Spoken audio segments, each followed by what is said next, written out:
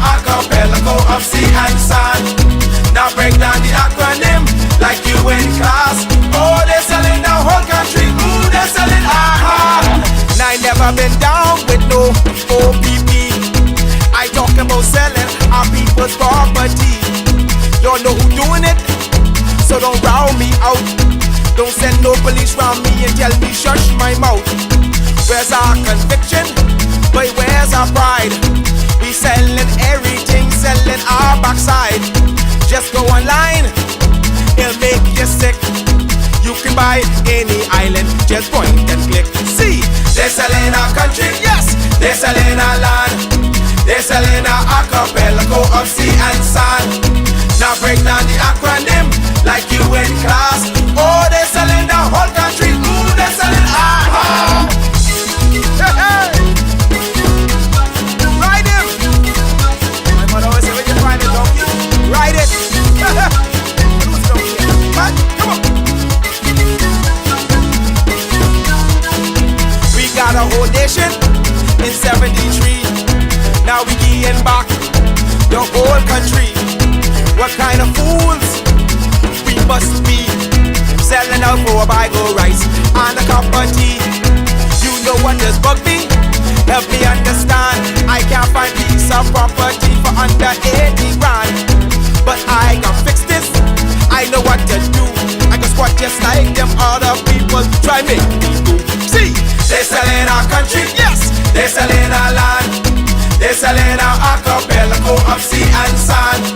Now break down the acronym like you in class. Oh, they're selling the whole country. Ooh, they're selling aha. They're selling our country. Ooh, they're selling our land. They're selling our archipelago of sea and sand. Now break down the acronym like you in class. Oh, they're selling the whole country. Ooh, they're selling aha. I get everybody sell some every day.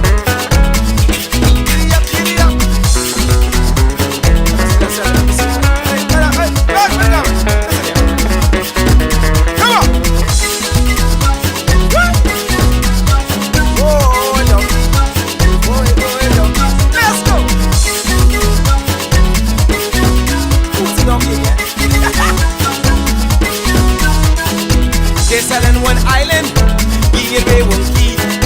What can be left for you and me? Is this the example? What's our kids to do? You want them have a sense of pride, or go selling too? Cause they're selling our country, yes, they're selling our land. They're selling our archipelago of sea and sand. Now break down the acronym like you in class.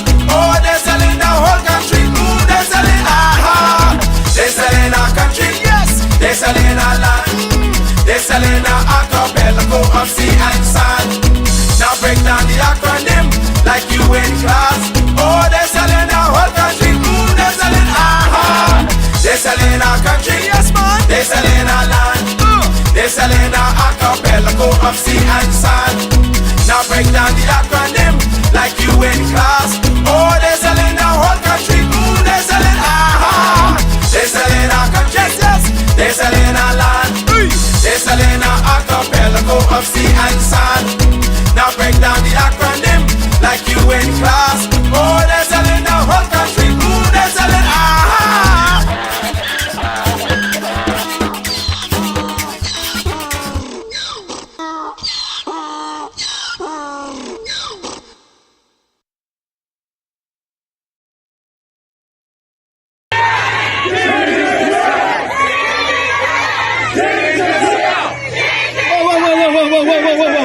Whoa, girls, we outdoing it?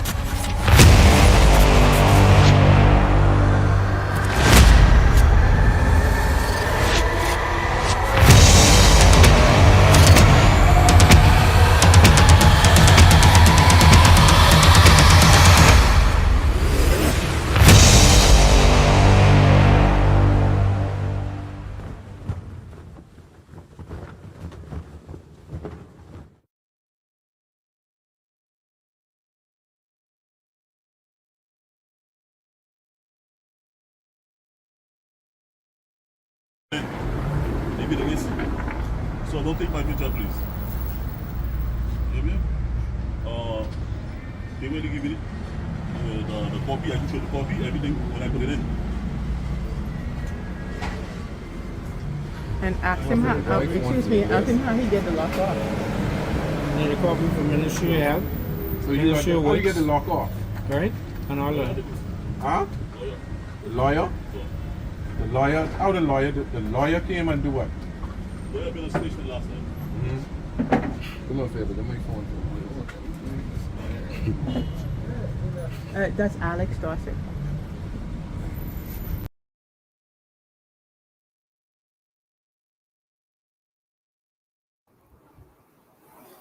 Good afternoon, ladies and gentlemen. Thank you all for being here. Welcome, welcome, welcome. My name is Lincoln Bain. I am the leader of the Coalition of Independence and... Good afternoon, ladies and gentlemen. My name is Charlotte Green, and I am the chairman of the Coalition of Independence. Just want to thank all of you all for being here. We got a lot to talk about today. Our country is in peril, and we are in a serious, desperate situation. What you saw just now and many other things we have to talk about on today. And we're going to have a serious conversation. So you know what to do when you get on here. Please share. Make sure that everyone knows that we are live. They have stopped issuing notifications for the most part. So many people don't know that we're live and they don't get to see the live until afterwards. But we have a lot to cover today. We did some traveling recently and we want to update you on some things that happened there and a lot of other things that happened today. But of course, before we get started, I just have a few announcements that I want to make. We have some we had some loss as a country, and we just want to make sure that you are fully aware of it. Just want to make sure we have that there for you to see it.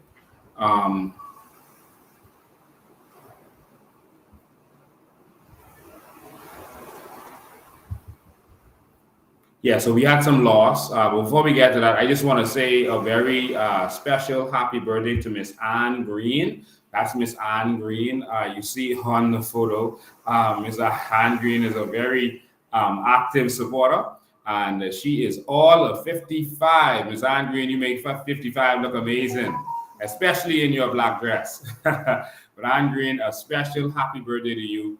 Just want you to know that all of the COI team loves you and we appreciate you.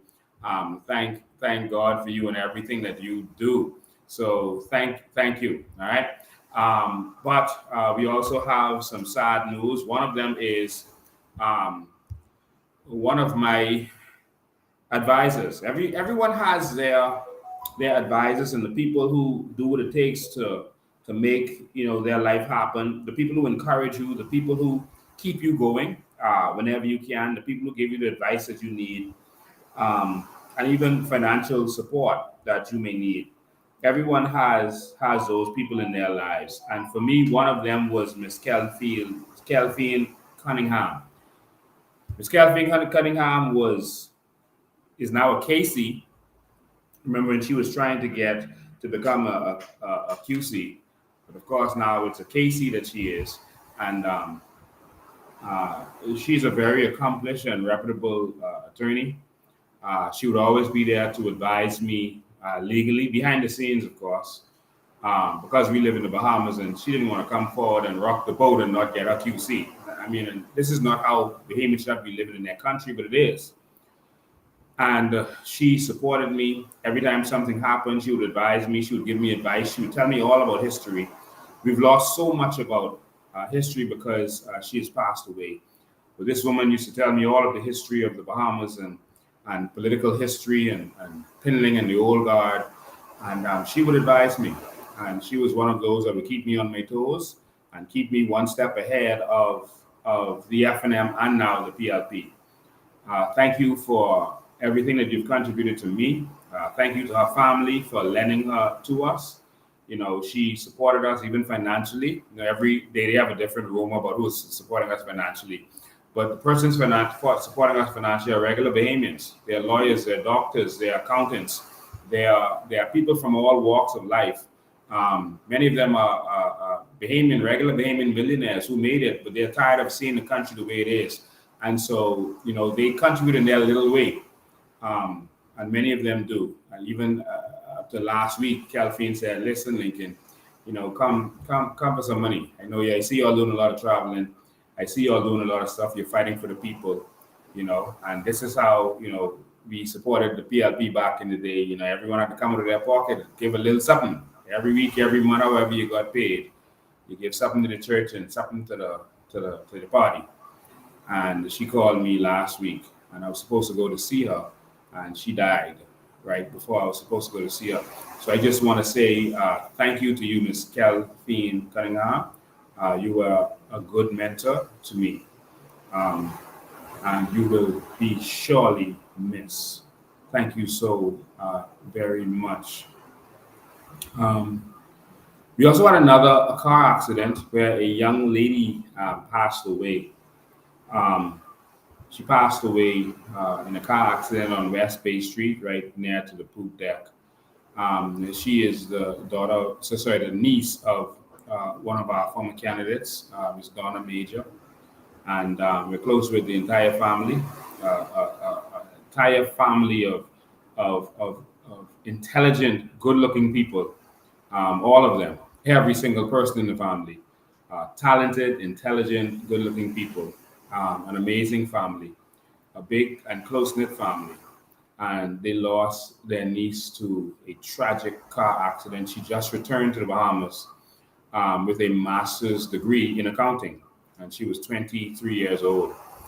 I spoke to her mother today, and her mother told me the story of how, you know, she was supposed to go out, and she didn't. Her mother noticed she was still there, and she told her mother she just started to play Lincoln Baines Live for her grandmother, and she couldn't leave. She had to watch it, and so she was still there, and she started to talk about Lincoln Baines and the COI, saying that, you know, that he's a real leader, that he's a real leader, and she started to say some positive things. She said that he makes me feel safe. And she said those words touched her because she never heard it, you know, described in that way. She said, he makes me feel safe. And it really touched her as she recounted, you know, those words, you know, from her daughter. Bahamas, I want you to know that I'm here to fight for you. And as long as I am here, I am going to fight for Bahamians. And it touched me to hear those words from that young Bahamian who, you know, many of them are interested in just making money and, you know, keeping their head down or partying. But, you know, she decided she wanted to make a change. She just told her mother that she was going to become a financial member of the organization. But I just want to say that this is a tragic loss for the family, and I want to give you my deepest sympathies to all of you. My deepest condolences. There's nothing you can say in times like these to comfort you, but just know that God is still in control. He is still in control. You want to say anything to that? Yes. My sincerest condolences to both of the families, and like Mr. Bean said, there is nothing that can be said, especially with the loss of a child, and a child who is just beginning to live their life. So from the Coalition of Independence, from myself to the families who lost loved ones in this short period of time, have our sincerest condolences. Wow. So we're so sorry for all of your loss, and we just want you to know that we are with you, and we will continue to be with you. Just know that God is in control. He's in control. All right. If you haven't had a chance yet, tag somebody, share this, go in your WhatsApp group, Messenger, however you do your sharing, tagging, whatever. Make sure they know that we are live. All right. And so, yeah, make sure they know that we are live.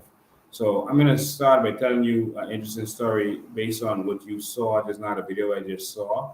But I want to show you something else, and then I'll get to explaining it in a minute.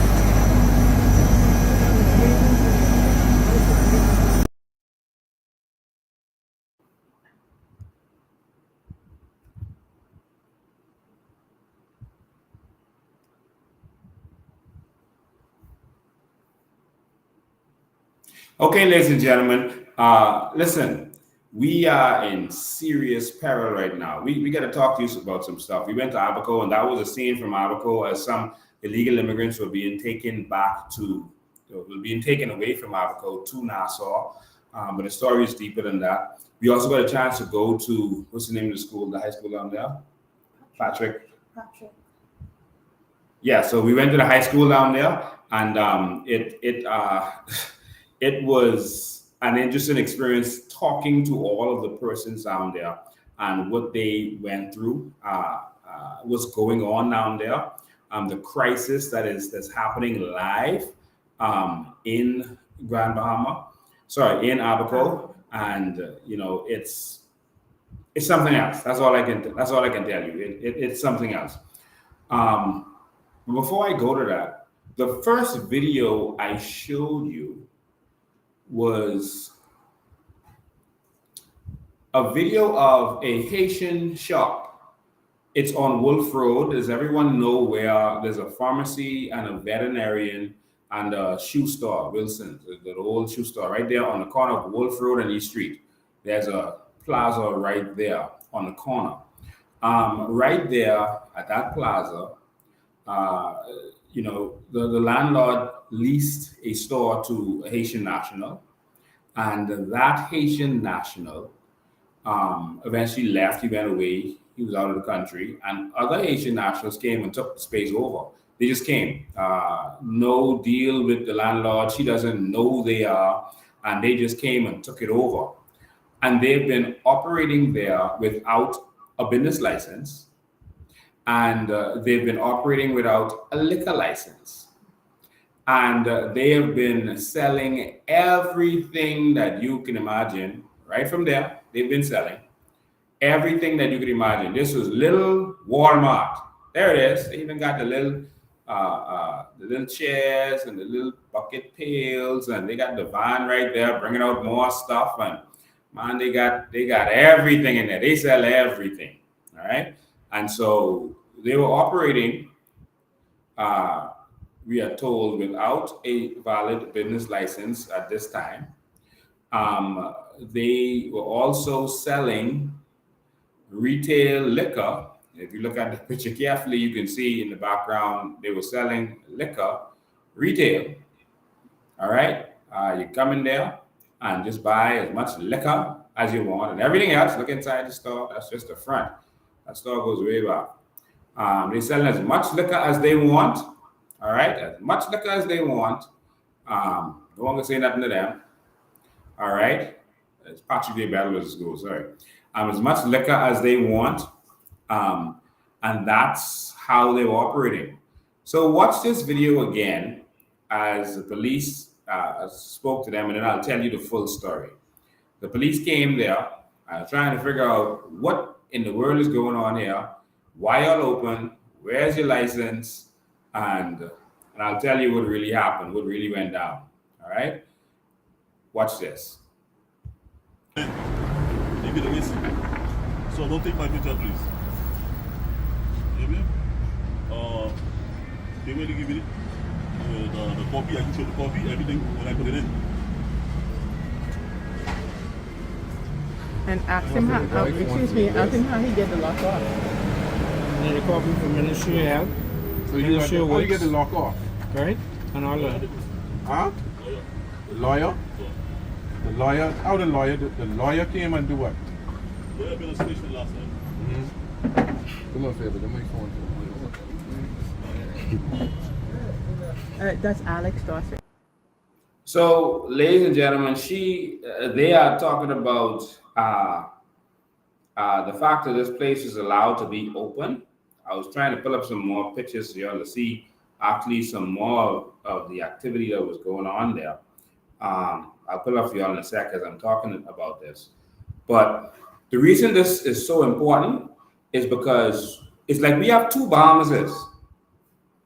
It's like there's two Bahamas. There's a Bahamas for everyone who is not Bahamian, and they have actual freedom, the freedom that we should have, they have. And that Bahamas, we have no access to that. We have no rights to that. They can do whatever they want, but it's like the law is only for us. How you feel about that?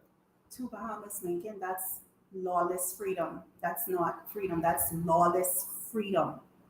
And this is one Bahamas with two types of people living in it. People that the law condemns and people that the law supports in their lawlessness. And this is what we're trying to fix now. This is what we're trying to fix. Because I always tell people the types of things any foreigner comes in this country to do, any foreigner comes in this country to do. A Bahamian cannot go to another country and do willy-nilly without there being repercussions. And I always say we need to cast our direct attention and the blame to our government because, of course, everything falls at the feet of leadership. Everything. Yeah, so we got two Bahamas. So let me tell you what went down here. So those persons literally took over the store and they started selling. The problem is because she didn't know who their names is, in order to evict someone, you gotta summons them, and you gotta summons them personally. So if she don't know what their names is, then you can't really evict them because who are you evicting? All right, and that's where the problem comes in.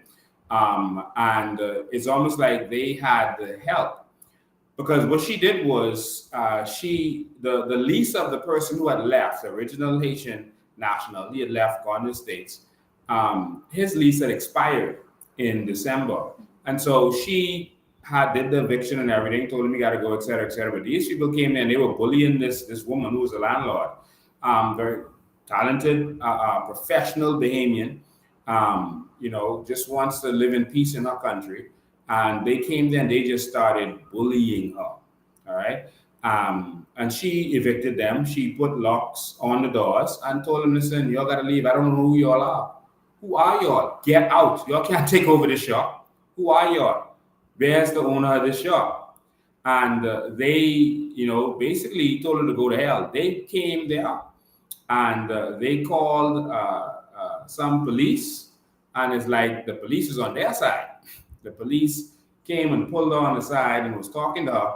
And while they were talking to her, they went there with a blowtorch and burned the lock off. What? The lawyer was there with them, and they burned the lock off while the police was distracting her and talking to her.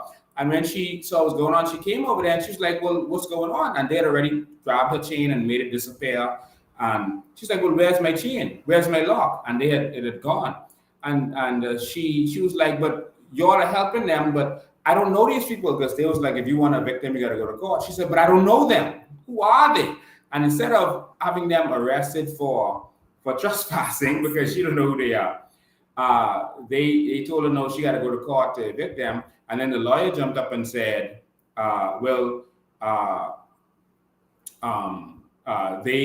have a power of attorney. Seems like we're having some internet issues. Haven't had that in a while. Okay. No, we're not. All right, sorry guys, we're having some issues. I don't know where that is stemming from. Trying to get it back up on all of our platforms. I don't know, someone don't want this to be out there today, but normally they can't find me. Anyway, it still looks like we're good on Facebook. It'll just be maybe some other platforms that are affected. All right, so I think we should be good in a second. Yeah, we should be good. Okay, we should be good. All right, so anyway, I'll continue. And so they took the lock off, they let them get back in there, and they told her she has to take it to court. I came at that point, someone called me for her. I came at that point, and the police had left. I spoke to the lawyer. The lawyer said, okay, let's meet tomorrow and we can have a conversation. It was a stall tactic. And of course, there was no meeting with the lawyer. All right. He disappeared. Someone says we got on Facebook. Okay, good. So that's probably one of those other channels from elsewhere that's not getting through. So, Mr. Bean, she has no contract with these persons who are... No. You know who these people are. So this is something that's considered trespassing. Yeah. But it gets worse. This is the first part of the story. And so the lawyer ducked us, and she then filed something. She found out with the fella named who was there, and she did an eviction notice for him and the original person that she had leased to, even though he isn't in the country. And they went to court. And when they went to court, her lawyer didn't show up. I don't know. But her lawyer didn't show up, and then the other side's lawyer asked for an adjournment to a month later. So that pushed back her thing even more. All right? Someone says a lot of feedback. All right, I'm sorry if there's a lot of feedback. I don't know. You go on YouTube. Okay. I don't know why there's a lot of feedback. Let me finish down and see what's up. Okay. Let me know if you're still hearing feedback or whatever. All right? So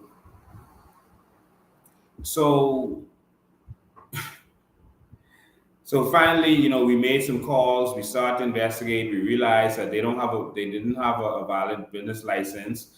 They never tried to apply for business license. And how does she know? Because the new rule to get a business license is you have to get an assessment number, which is the tax number, the property tax number from your lawyer, and you have to provide that in order to get your business license renewed. They never asked her for it. All of her other tenants did. From the landlord, not the lawyer. You have to get it from the landlord.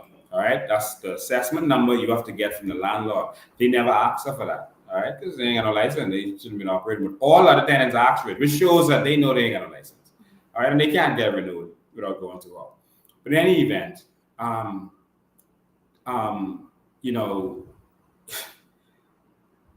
called and called and called. She called, I mentioned this last week on my live. I told the police I'm giving them 1 day to go there and deal with it.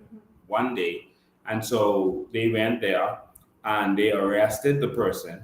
All right. They arrested the fellow who was there for operating without a shop license, suspected of that, and without a liquor license. Were they paying rent? No. So trespassing and theft. Because not paying rent is more civil, so that wouldn't be theft. Lincoln, that's her way of surviving, taking care of her family and providing. Yeah.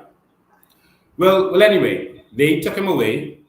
She called me and said, hey, the police, they were good. They took him away. I said, yeah, I mentioned it on my live. and I guess they showed up there. She had also called Obi Wilscombe, I guess. But anyway, the next morning they opened. Okay. Yeah, so I guess another crew or whatever, they just came and opened the place up. They operating like some kind of mafia type situation. And so they opened, and so she called me and said, no way, there's no way they opened. And then they locked the fella up, and they opened. So what happened was, I don't know who he spoke to or what he did, but there was some miscommunication, and the officer who came on that night, the Haitian was able to apparently convince him that, no, this is a landlord issue where the landlord evicted me, and this ain't nothing to do with the crime. And so there was a miscommunication apparently, and they let him go. And he came back there and opened the store again. This is how bold it is. I don't know how you get this bold in people's country. And they came there, and even though this time the police had put the lock on the door, the police did. Because when they took him away, they put a lock on the door, so that they could see stuff and whatever. They put a lock on the door. He came back the next morning and he melted the lock off again. Chain gone, lock gone, everything gone. So bold these people are. That's the same man you see there in the video. And so then I came there. We called the police again. And those police showed up, those two inspectors showed up, and, it was like, where is your license? They were advertising liquor. They were advertising the sale of liquor. I was trying to get the picture, so I should have loaded this picture for y'all to see in the system. But they, on their door and everything else, there's the sale of liquor. I'll put it right here for you to see it. That's their door, and you can see the Kalik and the Hennessy. I think that's Hennessy. What's that? Yep, Hennessy, Heineken, not Kalik, Heineken, and Guinness, right there in the picture that they have on the door. They advertising Hennessy, Guinness, and what else? Hennessy and Heineken right there on the door, and more liquor on the next side. Advertising it. Oh yeah, collect there in the background too. Collect too. They're advertising it. This is so they have no liquor license displayed. That alone you get locked up immediately. No shop license displayed. This is so frustrating, Lincoln. It is extremely frustrating to know you are trying to clean up the corruption in the country. You have Bahamians who are trying to walk the straight and narrow as it comes to procedures. The way we do things in this country, and then you have foreigners, and they can only break the law because they see the politicians doing it. The politicians are doing it, and the politicians are the one allowing it, and it's very disturbing. How will our country look in the next 10 years, 5 years, if we continue with this on this same path? And there are some people in this country that lives in a completely different bubble. They don't understand the ramifications of these things that are taking place in this country. And there is so much to talk about, things that have yet to be mentioned on the news. You're actually finding out what's going on in your country from other informational platforms, and that's international news. That's not even our national news. And so we need one Bahamas. In order for us to have one Bahamas, all Bahamians must come together as one. We are under invasion, and we're not paying attention to that. There are two Bahamases right now, and we don't have rights as Bahamians in any of them.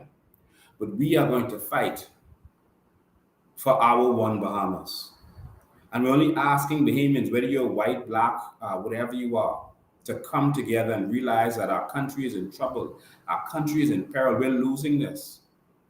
Not just to the Haitians, but to the Indians, the Europeans. There's more we got to talk about today.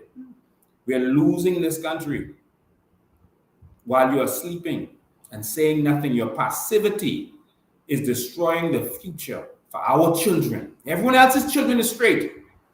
They always tell you this story of oh, these are just people coming here for a better life.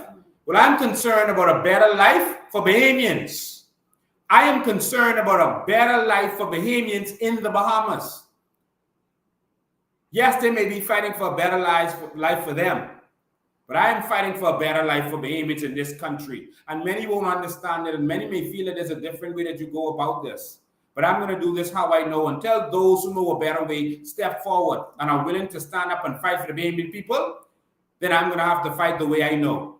And I don't know any other way to fight than to stand up and be bold and to take what belongs to you. It's yours. And so if you think that you can deal with the invasion diplomatically, that doesn't work. I don't know of anyone who deals with an invader who comes into their house. They meet an intruder in their child's room, about to rape their child, and you're going to go there diplomatically and have a nice conversation with them? No, my friend. You are going to fight to your last breath. Our country is being invaded through the back door, through the front door, through the windows, through every single entrance that we have. We are being invaded. And this is not the time to sit down and be diplomatic. We must stand up and defend this country. Who is with us? Let's go. For the cowards, they can sit down and try to let theirs go. But we have to fight for them too. We have to fight for all Bahamians. We have to fight for the ones who are ridiculing us, lying on us, telling stories, a new story, a new rumor every week. We have to fight for them too. We have to fight for the Bahamians who are afraid to fight for themselves. For the rest of us, we have to fight. We have to fight. To hear a young person, a 22-year-old person ask their parent, Mom, y'all didn't put us in the hands of the enemies, did you? We put our country in the hands of the enemy. Wow. And right now, the enemy is a sleeping giant, and it's rumbling around. And it's almost awake. And daily, if we look around, we can see the way our constitutional rights are being violated, the way our laws are not being respected. Nothing about our country is being respected. Nothing. Our children are in school, but now the schools are a war zone between Bahamians and Haitians. And that's fact. We go to work every day, not even thinking and fathoming what our children are going through. We are losing our land. And a country without land is not even a nation. We're not even a people if we can't even own our own land. We are not independent if we can't even feed ourselves. Who are we? What are we? We can talk about Abaco and what we learned there going to school in a second, right? We have lost all pride in being a Bahamian. Don't you all see that they're trying to erase us? They're trying to erase our identity and who we are as Bahamians. They're trying to question what is an organic Bahamian, as if you don't have a right to identify yourself as whatever you want. They're out here making excuses for people for men to identify themselves as women. Women to identify themselves as men. But I can't identify myself as organic Bahamian because that's going to offend somebody. Wow. What kind of darkness is that? Because my definition mightn't suit somebody else. That's my definition. I identify as an organic Bahamian. Who don't like that? Too bad. I am an organic Bahamian, and I know what that is. And if you don't know what that is, it's probably because you're not. And I'm going to fight for organic Bahamians. I'm going to fight for this country because this is our country. And so to that Haitian immigrant that's just terrorizing that woman, over my dead body. Over my dead body. You see, these kinds of operations can be used for money laundering. You see, these cash businesses, for drug cartels and that kind of stuff. And so, they have their, people like them. I'm not saying that this is what he's doing, but people in those situations, they have certain police officers on payroll, but y'all ain't terrorizing that woman. I reach and she with me. All right? She's with the organic Bahamians. And you can take that however you want, but you come in out of that woman place. And I finish with that. We have that discussion no more. Get out! Coming in other people's country being bold. If you was a Bahamian, we wouldn't be having this conversation. That's two Bahamians here. Y'all go trash that out. Y'all are not terrorizing another Bahamian in this country. No foreigner. I don't care where you're from. This ain't just for the Haitians. This is for any foreigner that comes to this country. Because we are fighting for many Bahamians in this country, even against Europeans. We are fighting for Bahamians. Stories you only hear yet, but you can hear in a minute. So, Mr. Bain, we're fighting for Bahamians. We're fighting for our country. We're fighting to exist in our country. And because we choose to open our mouths, we're being faced with the same rhetoric, the talks of xenophobia. We are full of hatred. Let me tell you, all of that you're hearing coming back, that feedback that you are hearing, that's witchcraft. Okay, that's witchcraft. That's manipulation. We should be able to speak for our country unapologetically. We should be able to stand up and fight for what is ours. We cannot go in another country and claim and possess land. We cannot do that anywhere. So the mere fact that Bahamians have now come together to stand up with one voice, to speak on the corruption, how does that dictate hate? Especially if you speak along the line of policy, the law, and the Constitution. And this is where we are speaking from. Unfortunately, it just happens to be the majority of another nationality, and that's the Haitians. It is the Haitian population, illegal, that is taking over hospitals, schools. We're not in competition with the Jamaicans. We're not in competition. We're in competition with the Haitians as it relates to our economic system. But there's a huge migration coming in from Haiti. Yes, we have a situation where foreigners are just taking over our country. But we have a huge problem. When you look in the papers, who do you see? Jamaicans, Haitians, and Chinese in mass loads. We can only speak to what we see, what we know, what is actually going on. And Bahamians, we have to stand up and do something. We have to. We cannot let fear continue gripping us. We cannot. Okay? Our parents' parents put us where we are today because they did not know. But now we have the information. Now we know. Some of us are living so comfortably. So whatever is going on in this country is no concern to others. But one day it's going to roll up on your doorstep, as it is happening right now. And I'm calling on Philip Brave Davis to stop being a coward or stop insulting the word brave. Stand up, man. Do something. Grow some kahunas. This illegal raid of our land and our country. And you talking about you going to meet with pastors? Do you go to meet with pastors before you lock up drug dealers? Do you go and lock up, meet with the pastors before you lock up prostitutes? Or armed robbers? These are criminals who landed illegally. These are criminals who took our land, took it over, kicked Bahamians off their land in some instances, violently in some instances, and you talking about you got to go meet with the Haitian pastors before you do what is your job to do? You know what is so sickening about all of this from this coward, Philip Davis? It's that this thing going on, and he meet with the Bahamians, asks us how we feel and what we want.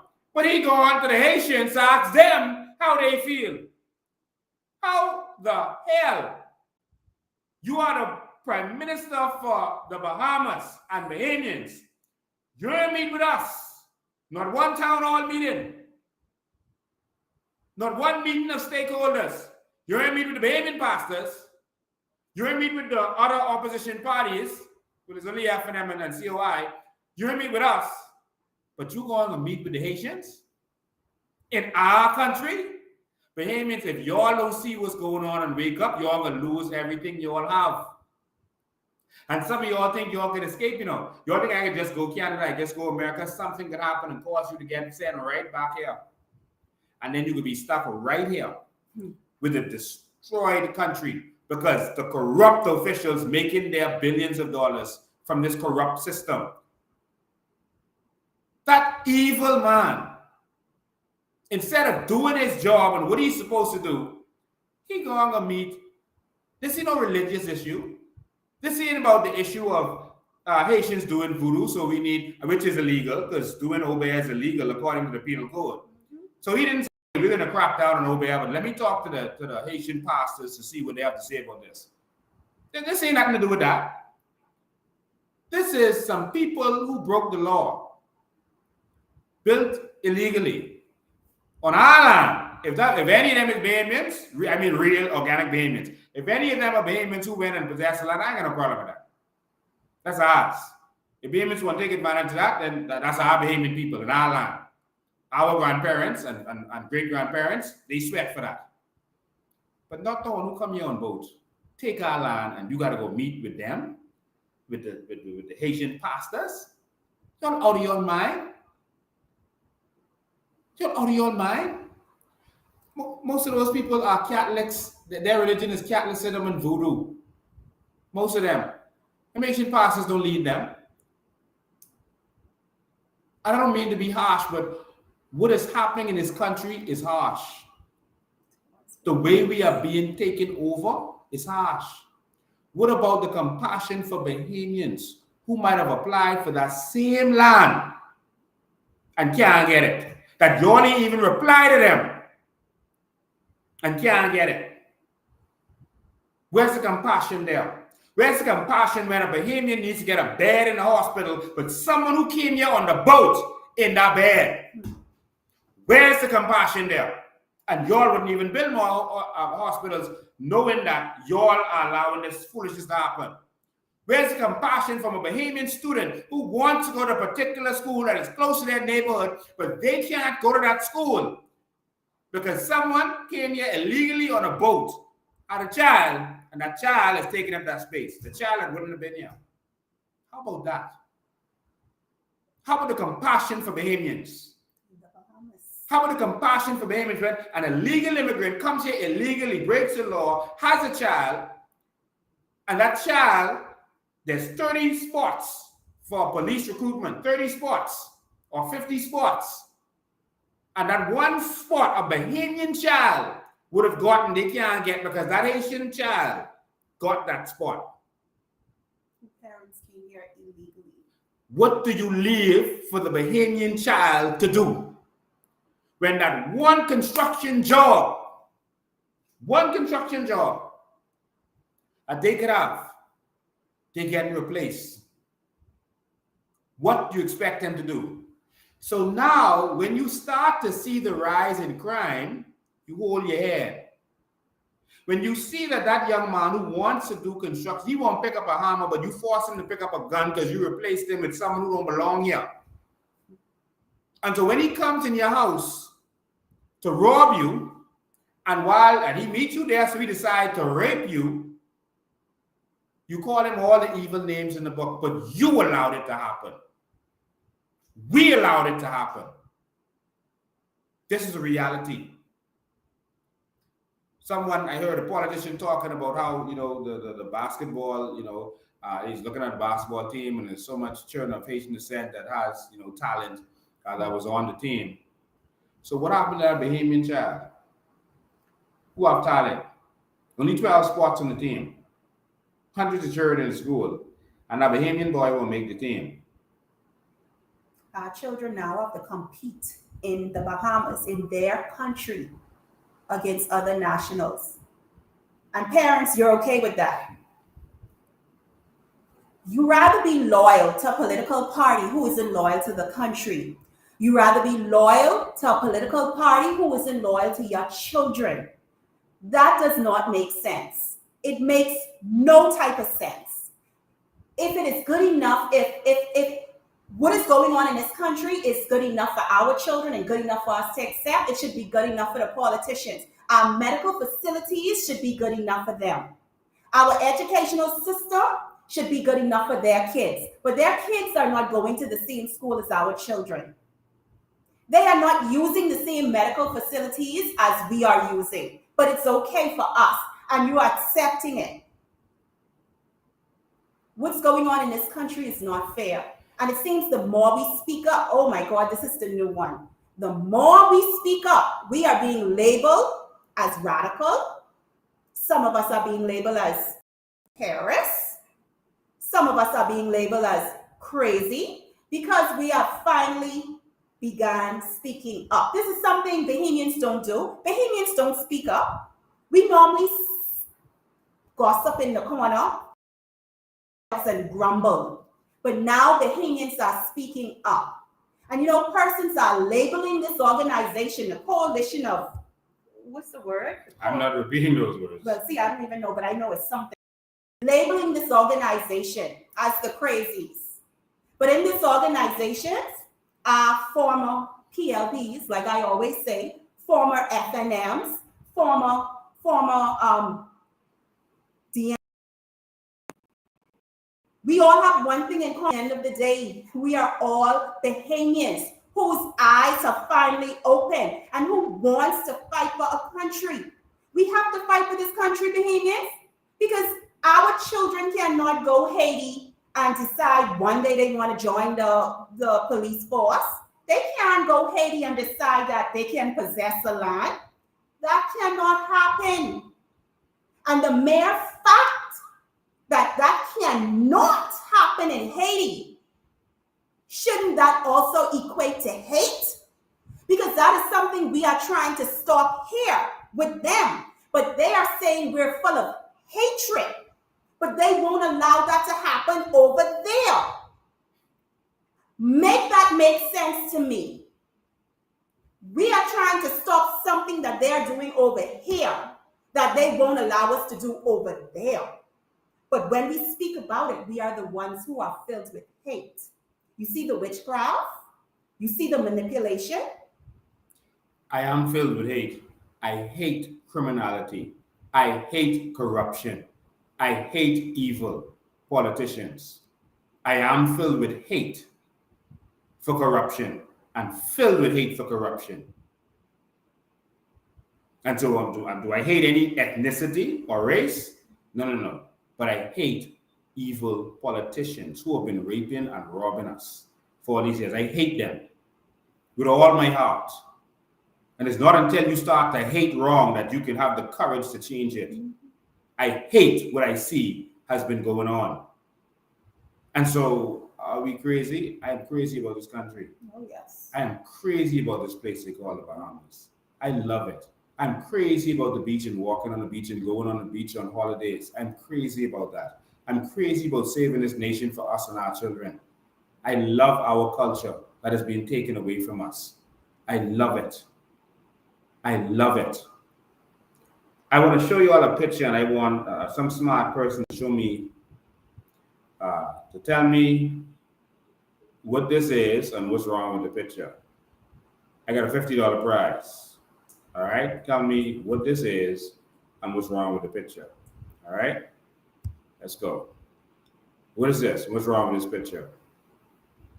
Anyone know what this is? I can't see all the comments from YouTube, etc. All right, anyone knows what this is? Oh, I can see it on here. Good. Anyone knows what this is? What is this and what's wrong with this picture? Y'all look good. Y'all look good. I got a $50 prize. $50 prize. What is this and what's wrong with this picture? Someone tell me. Waiting for y'all to catch up. What is this and what's wrong with this picture? Kenyon Young says no flags. Let me say it's closed. Henry Miller said it's closed. What is this and what's... I getting half of the answer from all of y'all. Oh, wow. Look at them. Look at these people, Jack man. Rocroft said a Bahamian flag is missing. Inland revenue and They there's said no police. flag. All right. Sunshine Russell. No Bahamian flag and land and survey. Okay, Rudy battle with that way. The same land and survey. No, Rudy, you're in that one. Hold on. All right, where's this? Sunshine Russell says inland revenue and there's no flag, and she mentioned that before, Rudy. Okay, Sunshine Russell, Rudy, you almost win that one, Rudy. You almost win it. But okay, Sunshine Russell, you win. This is inland revenue, This is the area of the Bahamas where they collect all our money. This is a government agency. This is a government facility. This is what pays all our bills, all our country bills. This is probably the most important facility in the nation. Look at the flag poles. Remember our names, we got $50 for her. Look at the flag poles. No flag. We've been noticing this all over the Bahamas. Do you know what caused us to go and look around? See, I'll take a closer look. Let's take a closer look at it. Look at that.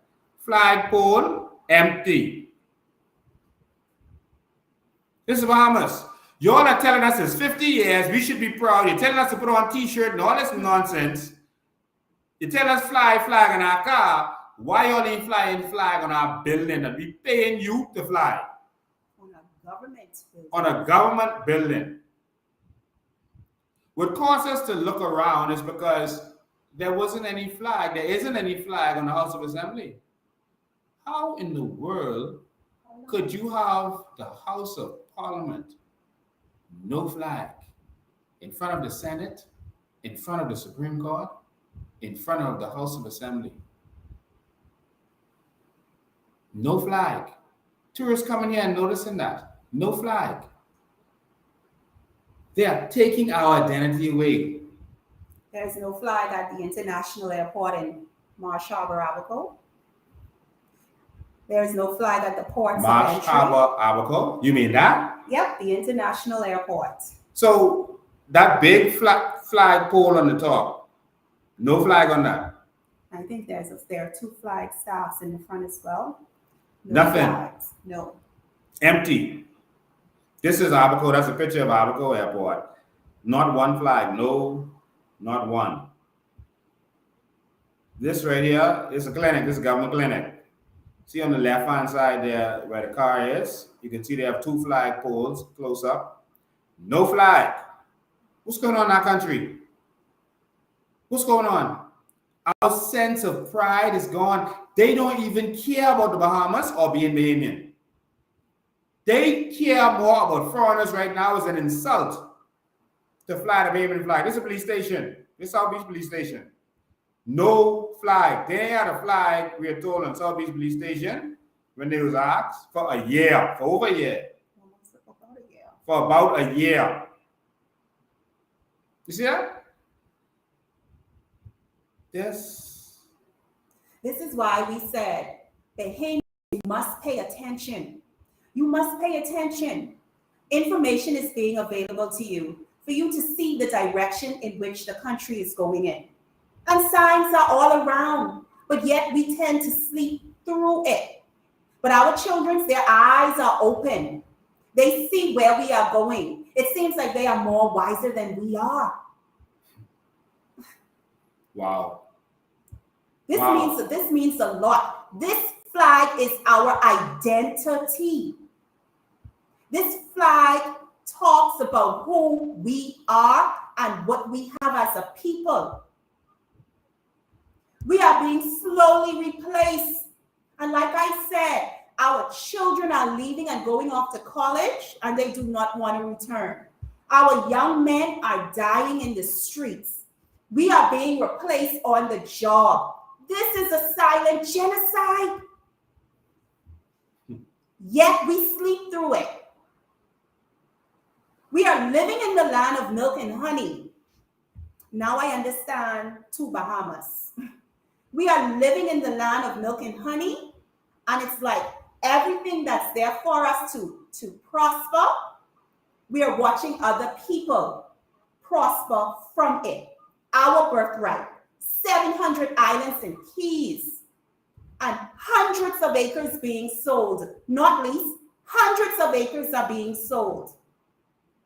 Hundreds of lands are being possessed by foreigners and illegal foreigners. What are we doing, Bahamians? What are we doing? All right, so, there's a war going on in Abaco where, I'll be honest with you, I spoke to staff at Patrick J. Bethel. And they said that the school is, they described it as Little Haiti. They described it as Little Haiti. Yeah. The principal who was there was transferred. They removed her. You might as well say fired, but not literally fired. They sent her somewhere else. She tried to stand up for what is right, what is equal, and what is fair, but she is being bullied. She was being bullied by, apparently, by people of the diaspora, people of Asian descent who were in the school and who influenced, including what is that, the parents' council or the school council, something like that.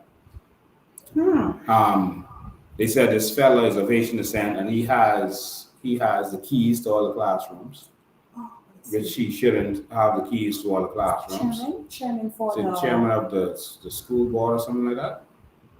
I think that's what you call it. or the PDA Association. I'm not sure. Yeah, is it the PDA Association? Yeah, I think it's the PDA Association. And he has keys to the classrooms, etc., allegedly. You know, the principal said, you know, someone was sent down there to observe her when they were having because there were complaints about her not being fair to the Haitian students, which is not true. But they said she wasn't being fair to the Haitian students. She was treating them discriminatorily. And they said they sent someone down there, and this person was observing her. I think it's someone from the government. And he stood there and observed her as children came in to their, what do you call it, dress-up day? Yeah. Because children pay for dress-up day. They use it as a fundraiser. And they accused her of treating children discriminatorily. That she allowed one child, she stopped one child wearing Crocs and didn't stop another child wearing Crocs. In other words, you harassed the Haitian child, but didn't stop the Bahamian child, is what the person was trying to imply, all right, to her, or said. And they wrote some kind of report on her, you know, for that discrimination. She's now been transferred to Cat Island. But that wasn't true. It didn't happen like that. Actually, what happened is it was dress-up day. And one child was coming to her, and the child had full uniform on with Crocs. And if you're going to be in uniform, you have to be in proper uniform. You can't wear Crocs with uniform. And so she stopped them and asked them, well, did you pay for dress-up day? Because if you pay for dress-up day, you could dress like that if you want to. But if you didn't, you have to wear a full uniform. And the child said, no, I didn't. My bag, my shoes right in my bag. I'll put it on now. And she let the child go, and the child put on their shoes, and they continued. Another child came. They were in their own clothes with Crocs on. And so the child had paid for dress-up day, so she didn't bother with them. But the person used that to twist it on her, to make it seem a certain way. She says she's been trying to get them to fly the Bahamian flag, and there's a problem. It's like an issue about flying the Bahamian flag at the school. Like, it's an issue. No. Let me say how it was expressed. I had to fight tooth and nail just to get the Bahamian flag. It was a fight to get the Bahamian flag flown in a Bahamian school, ladies and gentlemen. Is this the Bahamas? Is this the Bahamas? Why do we have to fight? But yet we still sleep and don't see the problem. Wow. We in the final hour.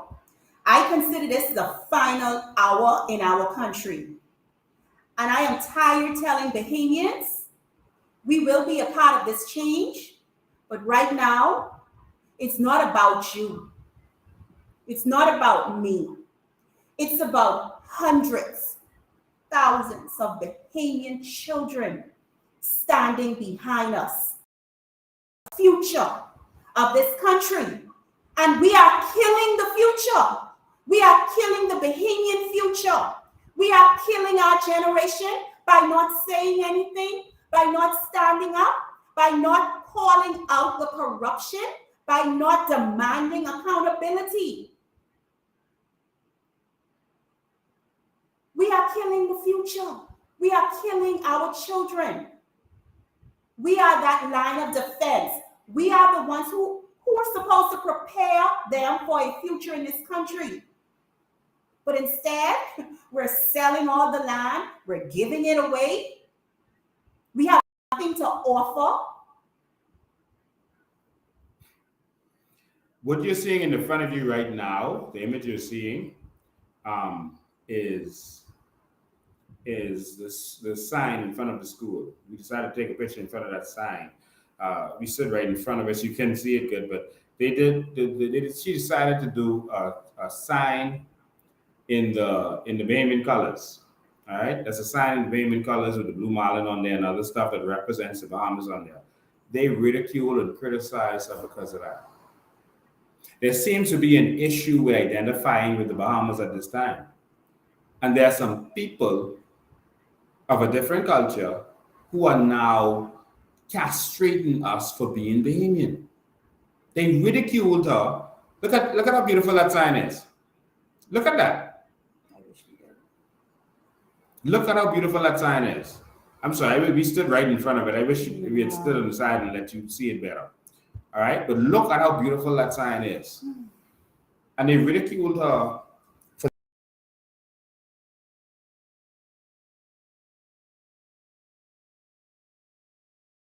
and see where we headed. Y'all better wake up and see where we are headed. All right, so we're just getting notifications about interference. All right. I want to pause there and I'm going to get someone on the line. Another Bahamian. He lost his mother to a car crash. And see, being Bahamian, they don't ever do nothing for you unless you got to fight for everything in this country. To see all the victims, I had to fight for them. When that crash happened, all the politicians, all the Perry and Mother Part, them stood up and said, oh, we can make sure y'all get justice and y'all straight, y'all make sure. And then the thing went away, and I had to come and fight for them. I had to come and do all that for them to get their money. Spent years fighting for them. The man who designed the flag, because he's a Bahamian, he can't even get what it is. And his only crime is being a Bahamian. The man who designed the flag, every prime minister acknowledged. The court has said that this is man work. He designed that. Y'all shouldn't have stolen that. All of them tried to make him offers. Some of them made him offers and didn't give him any. They're trying to wait for him to die. The man who designed the flag. Jesus. I'm going to get someone on the line, and this person, do you remember the crash that happened in Maguana some years ago? There was a plane crash because there was no lights on the runway. We've been going through this for so long. A country that doesn't work. There was a plane crash because there was no lights on the runway. We recently lost another pilot, another young pilot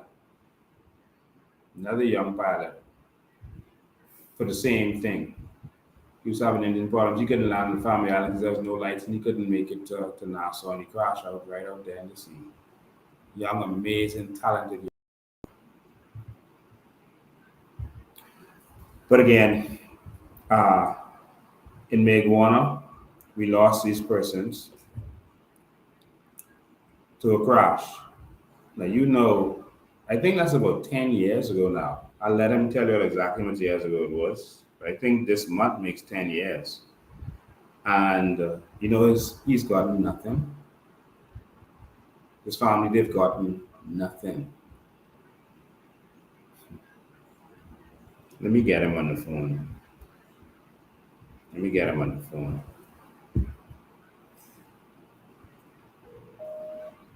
Oh, his line is busy. So I'll try to get him again in a minute. His line is busy. We are? Yeah, we are. Okay. Yeah, we are. So, Bahamians, instead of living in fear, if you want to experience the new Bahamas, you have to be willing to let go of the old in order to experience the new. It's right there. For crying out loud, Turks and Caicos, their citizens are benefiting from their natural resources. That's a neighboring country. Why can't we? Why can't we? in order for us to experience the new Bahamas, we have to be willing to let go of the old, which means when the time comes for Bahamians to stand up and rise, which is long overdue, when the clarion call is made, we have to be willing to walk off those jobs. We have to be willing to walk off the plantation in order to obtain the new Bahamas. We have to be willing to let go of the shackles around our ankles and walk into a land of milk and honey. It's right there. When the clarion call is made, Bahamians, stand up. You can allow it. That is an old tool, like Mr. Bean have been saying. This is what they allow to choke you and hold you down and to muscle you and keep you suppressed. Another thing, we need to get our Bahamian flags. We need to get all the flags we can get, and we need to hang them in our yards. We need to put them on our cars. We need to bring back the Bahamian pride. How did we get to a place where a principal have to fight to put up a flag in a school, and not just a flag, the Bahamian flag? I just want everyone to know that I am boycotting this 50 years of nonsense. I am boycotting this. And so when you put your flags on your cars and your yards, etc. right now, they're going to see it as you agreeing with them or working with them. So I won't be doing that. Not because I don't love the Bahamas. I'll do it after July. Not because I don't love the Bahamas, but because I want them to know that I'm in mourning. And just like they were not flying the flag, I ain't flying the flag with them. All right? We are a country in mourning. And when you're in mourning, you lower the flag. And they appear to have lowered all of our flags to erase us. I'm not participating in 50 years of corruption, 15 years of incompetency, 15 years of crime and evil. I am not entertaining them. And I call on every real true brother Bahamian to boycott them. They spent $5 million on a celebration. Let me do some calculations and show you something. So while they're telling you, ambulance, fire truck, police car, let me do some calculations for y'all to see something. Y'all want to see something? I like maths. I love maths. I'm a computer scientist. I like maths. I want y'all to see some maths. All right? This old newspaper article, right? Let me see if we can get it up. This old newspaper article talks about, come on now, work with me, come on. This old newspaper article, they said that it costs, is that it? All right, I can't see it on my screen. All right, you're seeing it on your screen now.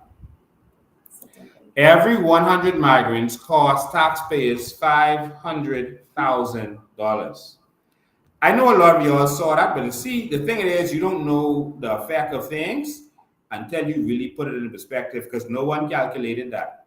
That means for every illegal immigrant that they're processing, every legal immigrant that they process, it costs $5,000 for each one of them. You can imagine if the government could give each one of us $5,000.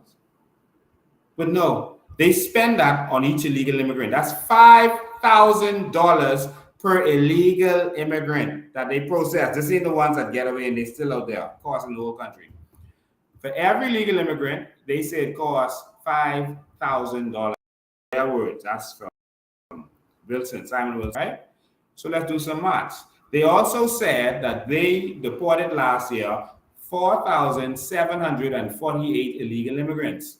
So those of you who like maths, let's calculate.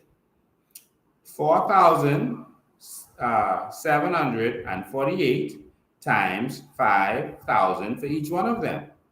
That's $27 million, rounded up to $24 million that they spent just on the expense to repatriate those illegal immigrants last year. I gotta let that sink in for you. That's a year. So let's say $20 million. I know the cost would have changed up and down, and that would have been a high amount, but it goes up and down. Let's just, because we're just playing with numbers, let's say 20 million a year for 50 years.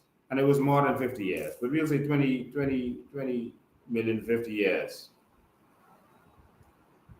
That's $1 billion that we have spent repatriating. $1 billion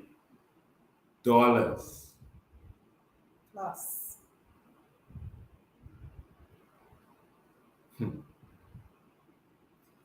None of the monies in this country that belongs to Bahamians is being spent on Bahamians. We pay taxes when we license our cars, but look at our streets. We don't have the proper lighting. We don't have the proper signage.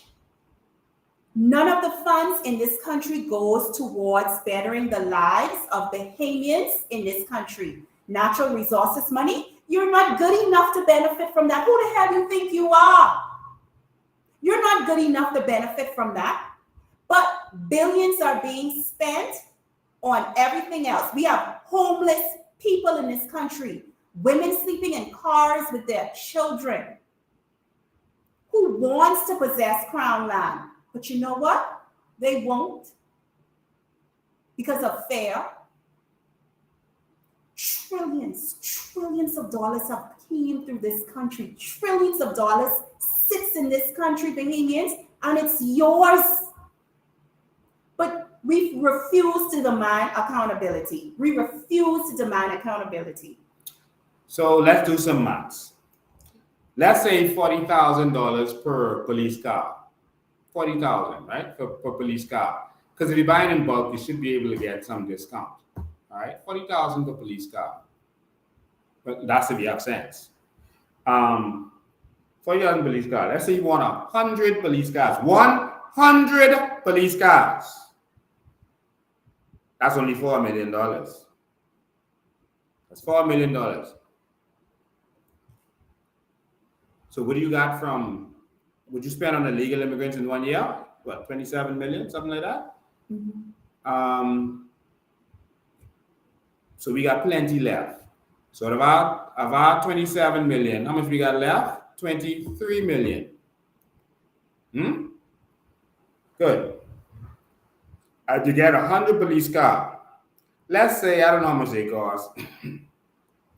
Let's say the ambulances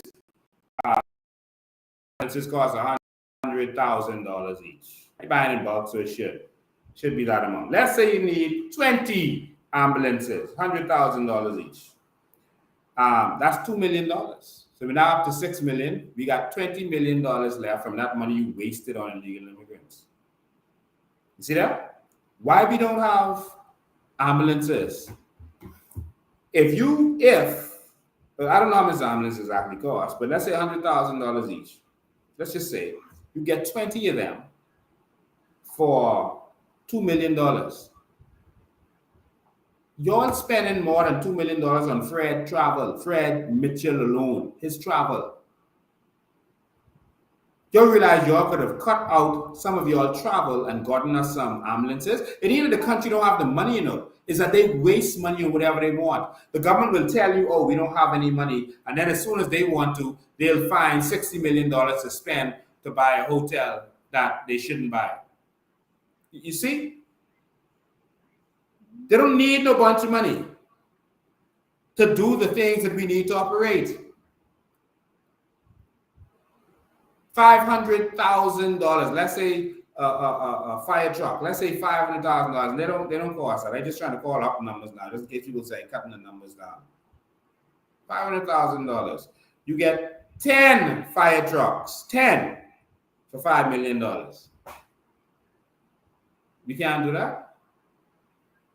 No. No, we don't have no money. But you all traveling eating caviar. The travel budget for Philip Brave Davis is over $80 million for the term. $16 million, over $16 million a year. Y'all letting them swing y'all. Y'all calling for police and the police saying we ain't got no car. Y'all experiencing that, right? How much a car costs? They spend more on one trip for one politician than it costs to buy a police car. I remember one time Clint was traveling around with the PLP, and Clint Watson, he actually showed me his travel expenses. Clint alone was, I think it was like $40-something thousand for him alone, and he was traveling as media.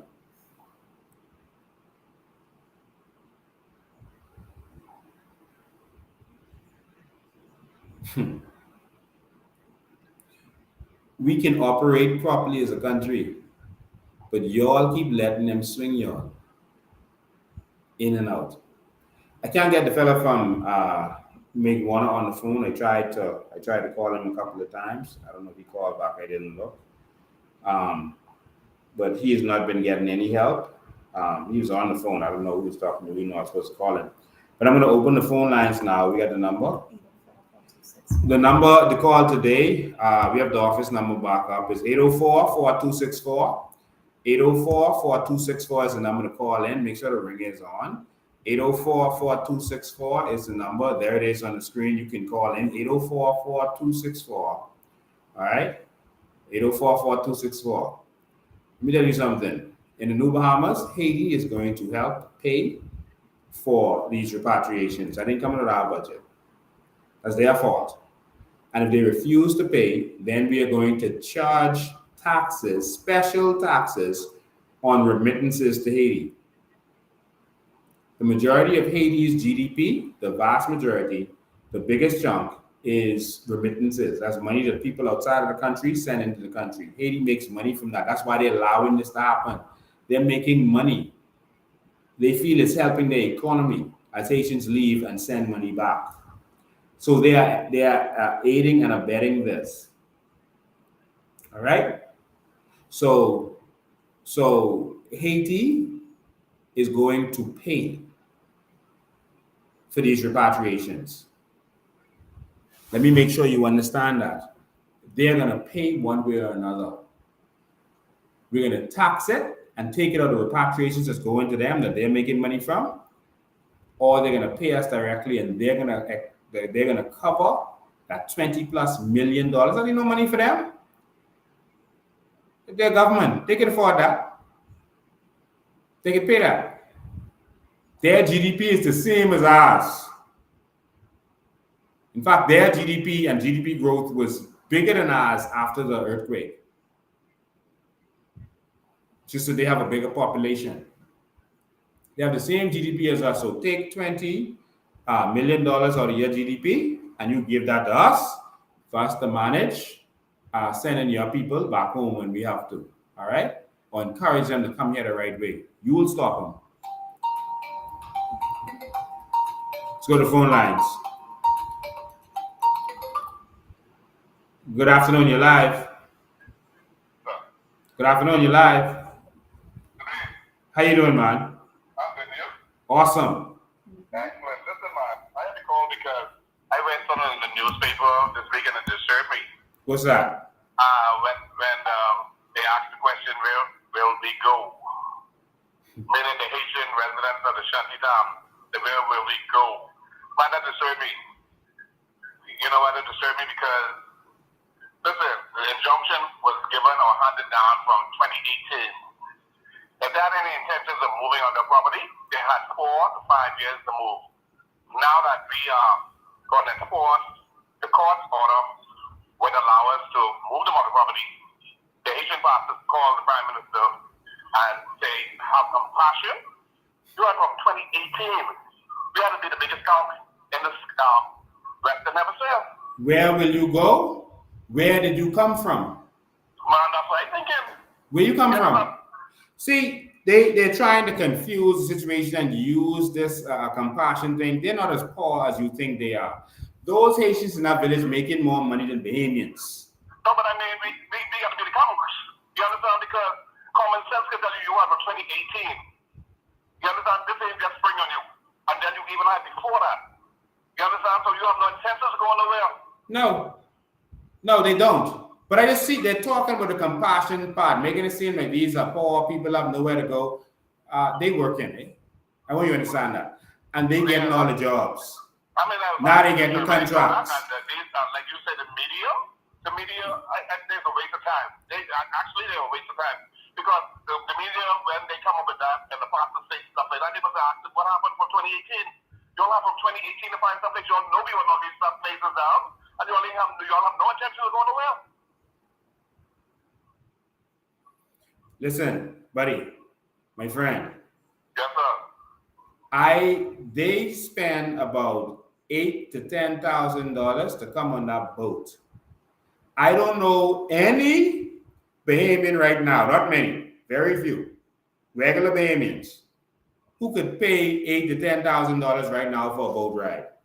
No, not to go nowhere. I don't know any who could come up with that cash money. I don't know many Bahamians who come up with $8,000 to $10,000 right now to buy a car so they could get to work and drop their children to work. They have community, they have the church community, and they have their families as communities who would send money to them to bring them in here. Listen, the country is under invasion.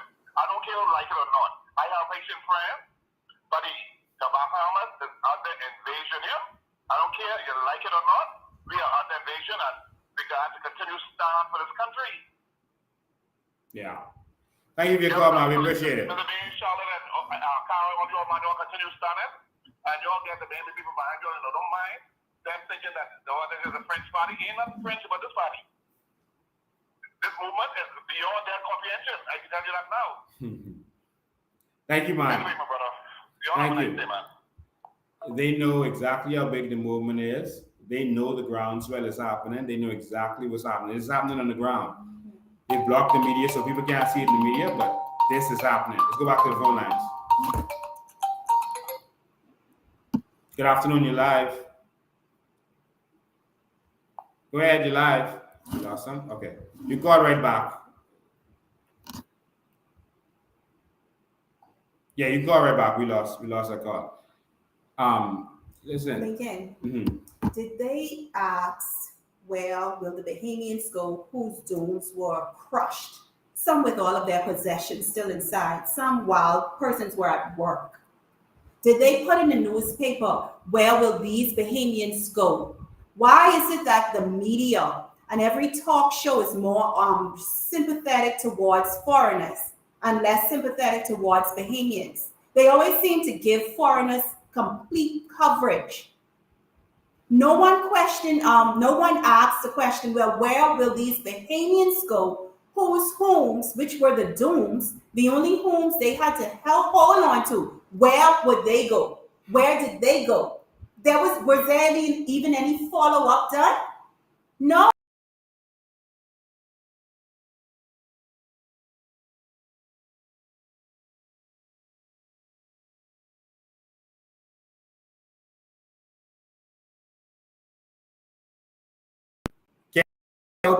And they don't care where they go. It's get out.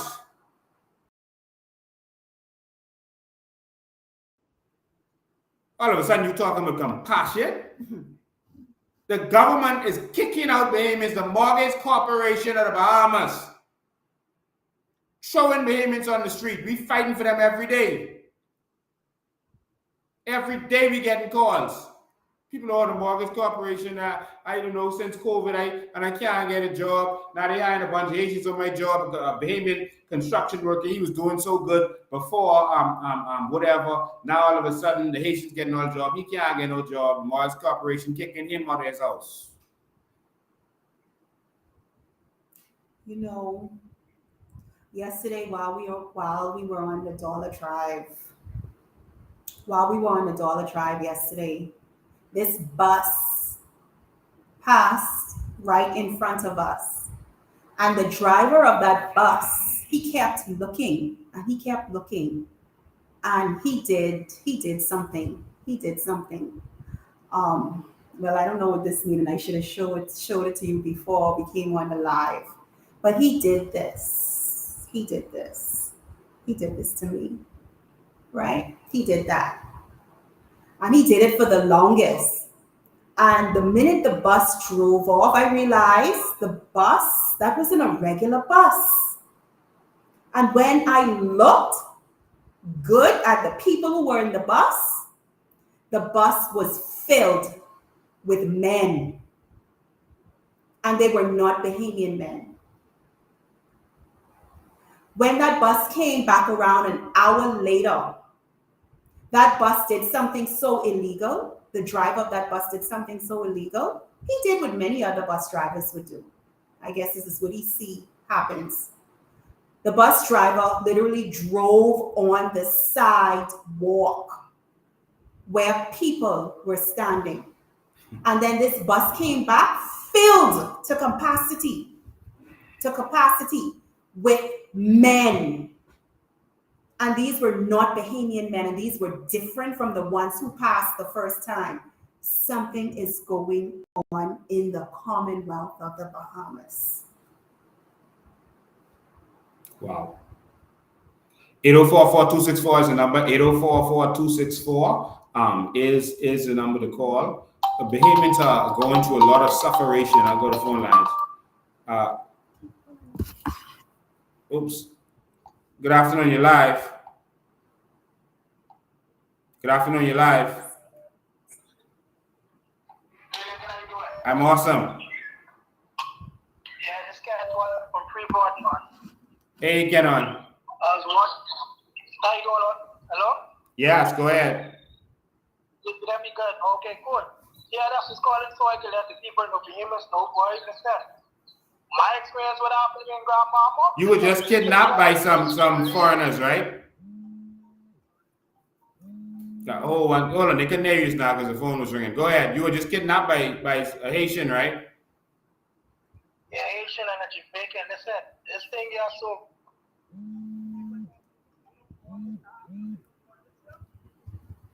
Well, then, there's other stories about other. There was a story about another lady who said she got into close quarter with the situation also by the bank. Listen, I just want the Bahamian people to know. This thing here, this fight for real, this fight here ain't no joke. This thing here, listen, I almost lost my life. I had to run for my life.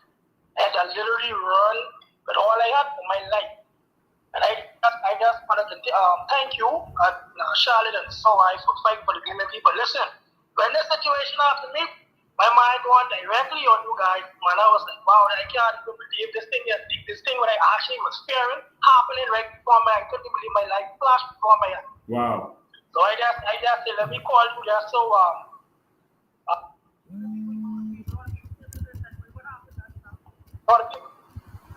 which actually happened on Grandmama.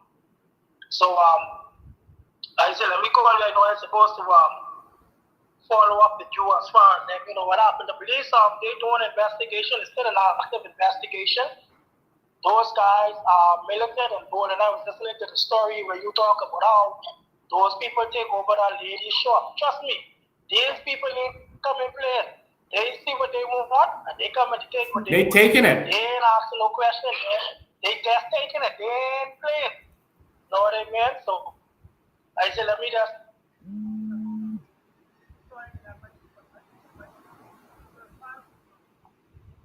But I guess whenever I get another chance, I can tell the full story. Just wait for you to come open up the line so I can just call, so I can just say that a few pieces. Thank you, man. Yeah, so yeah, man, I appreciate the fight, man. Trust me, man, this thing's so real. Yeah, trust me, I still didn't get over, that experience, and I won't wish that on my enemy, man. And I don't want no other him in the go through what I went through. This thing's serious. The government need to do something, man. I understand they trying to be compassionate, but what about us? Basketball court, playing ball. That never happened. I like what my country coming to, man. You know what I mean? And it's like, what we can do? It's like we sitting ducks in our own country. Wow. You know what I mean? Every minute now, I let you know. just to fear now, got a space of Grand Mama. We have about 6 missing persons in Grand Mama. And nobody have a clue where these people gone. Wow. You know, Probably kidnapped. This the type of crisis that behemoths will do this type of thing. No. You know what I mean? These fellas come with a assault rifle, or with a military style knife. And listen, they was very calculated, militant, bold, forward. I mean, and the way how the guys across to me, I was like, should I run? It was like, what a second. I in a place where I supposed to be, I have a declaration of funds, and this what happening? You know what I mean? In our country, like, what our country coming to, man? Wow. But I won't keep your lives too long. They can let some other callers call it. I could just finish watching, listening to the show. All right. Taking my call, man. Thanks, Igor. We're sorry about that. We had to block the call of some who was calling because it was ending the volume. It was putting down the volume while he was talking whenever the phone rang. But you can call now, 804-4264. If you were trying to call in, you can call now. 804-4264 is the number. I see some people trying to call the other number. No, call the 804 number. So for some of y'all who might not have heard what he was saying, he is a resident of Grand Bahama, and he's a Bahamian, and he was kidnapped, or it was an attempted kidnapping of his life. They kidnapped him. Oh, they did kidnap him. Good afternoon, you're live. Thanks. How you doing? I'm awesome. How you doing? Yeah, congratulations on the good job that you and your team are doing. Thank you. But I just have an observation. If this government was actually serious about tearing down the shanty downs, even though an injunction in place, which they allowed to get put in place before they did what they were supposed to do, they should start by breaking down the houses that are finished that nobody is living in and the ones that are under construction. Because if they don't do that first, once they break down the ones that they can move right back into the ones that are still standing. And they're not even thinking about things like that. Simple to do. Let me help you understand. The FNM nor the PLP want to deal with this because they make money from this. This is a big money maker from them. You're asking them to get rid of their money maker.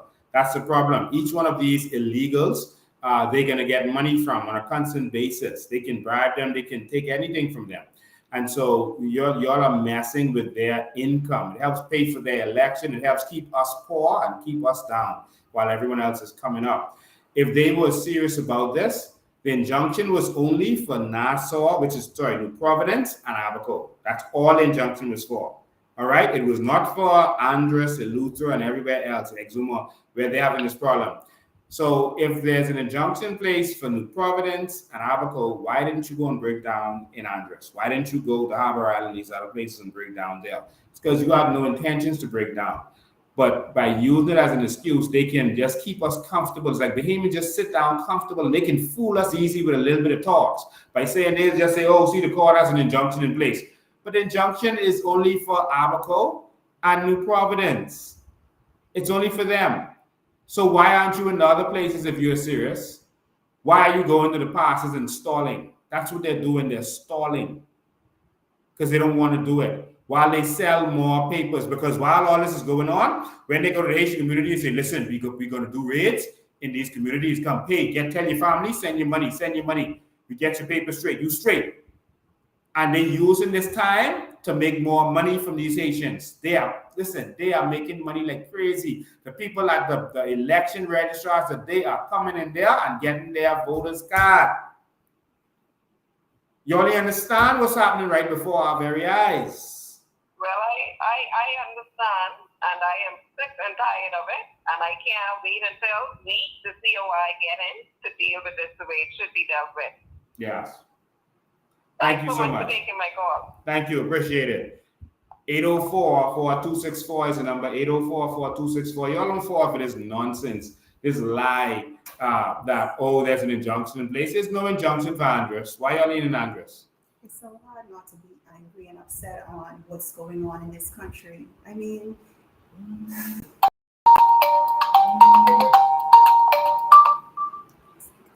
good afternoon, you live. Good afternoon, Lincoln. Good afternoon, Cara. I am calling Hear me?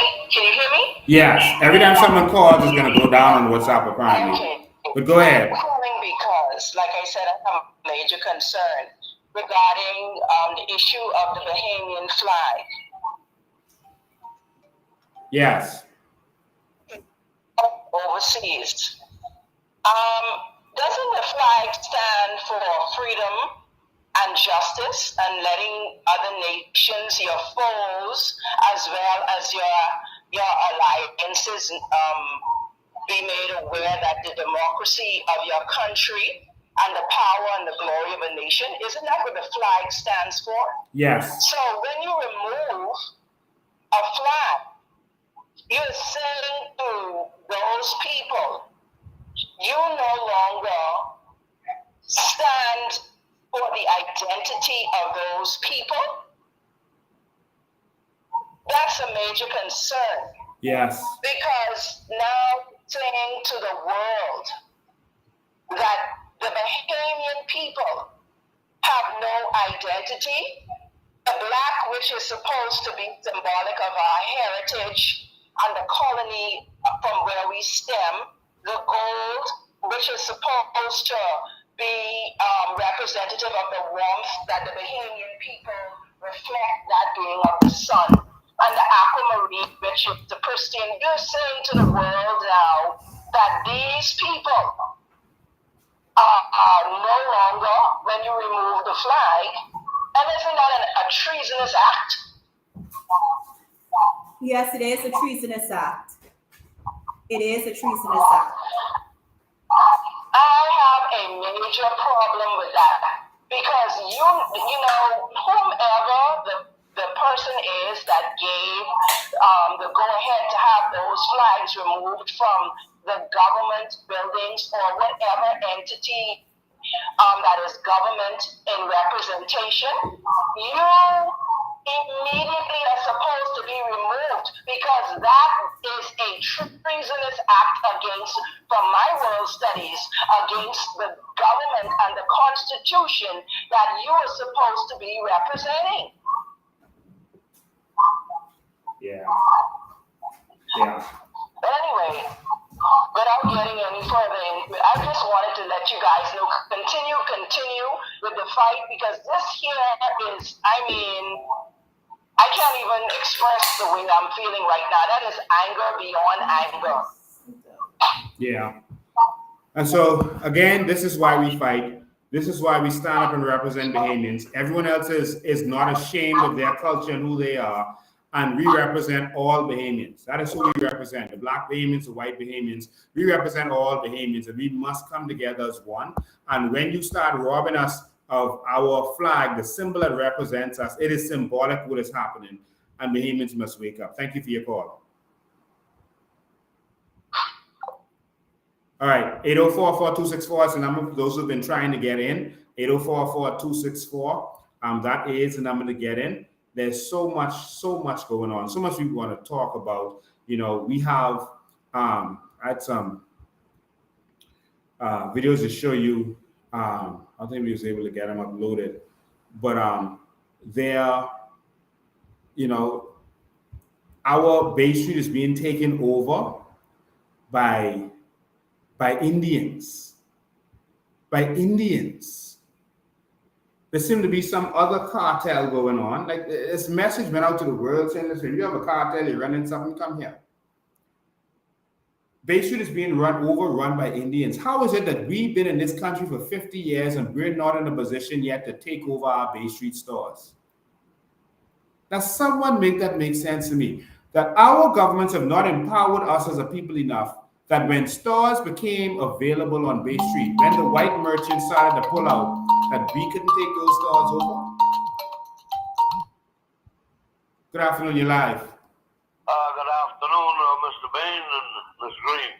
How you doing, man? Thank God for life.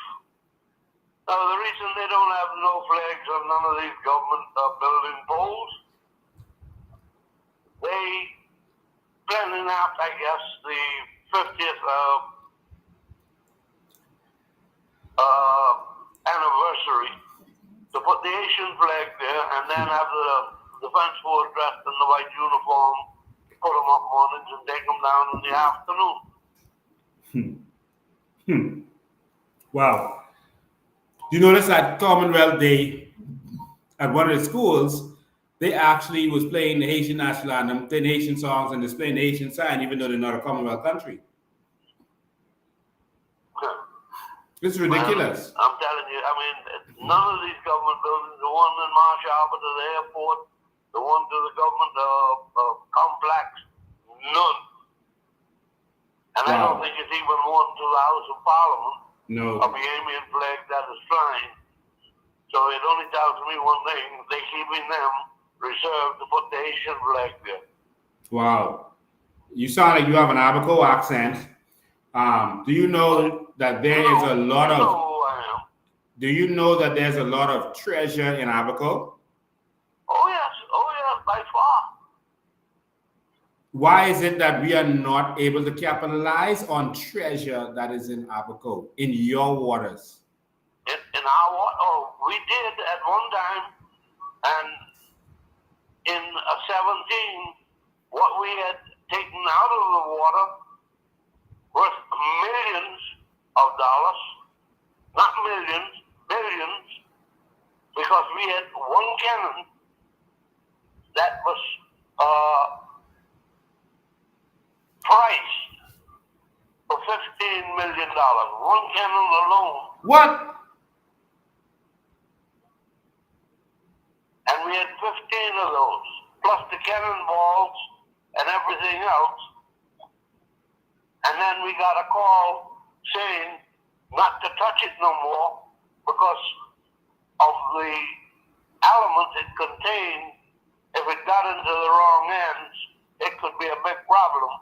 And it still remained the property of the U.S. government because it was brought in during the Civil War where they exchanged certain materials for firearms to fight the Civil War.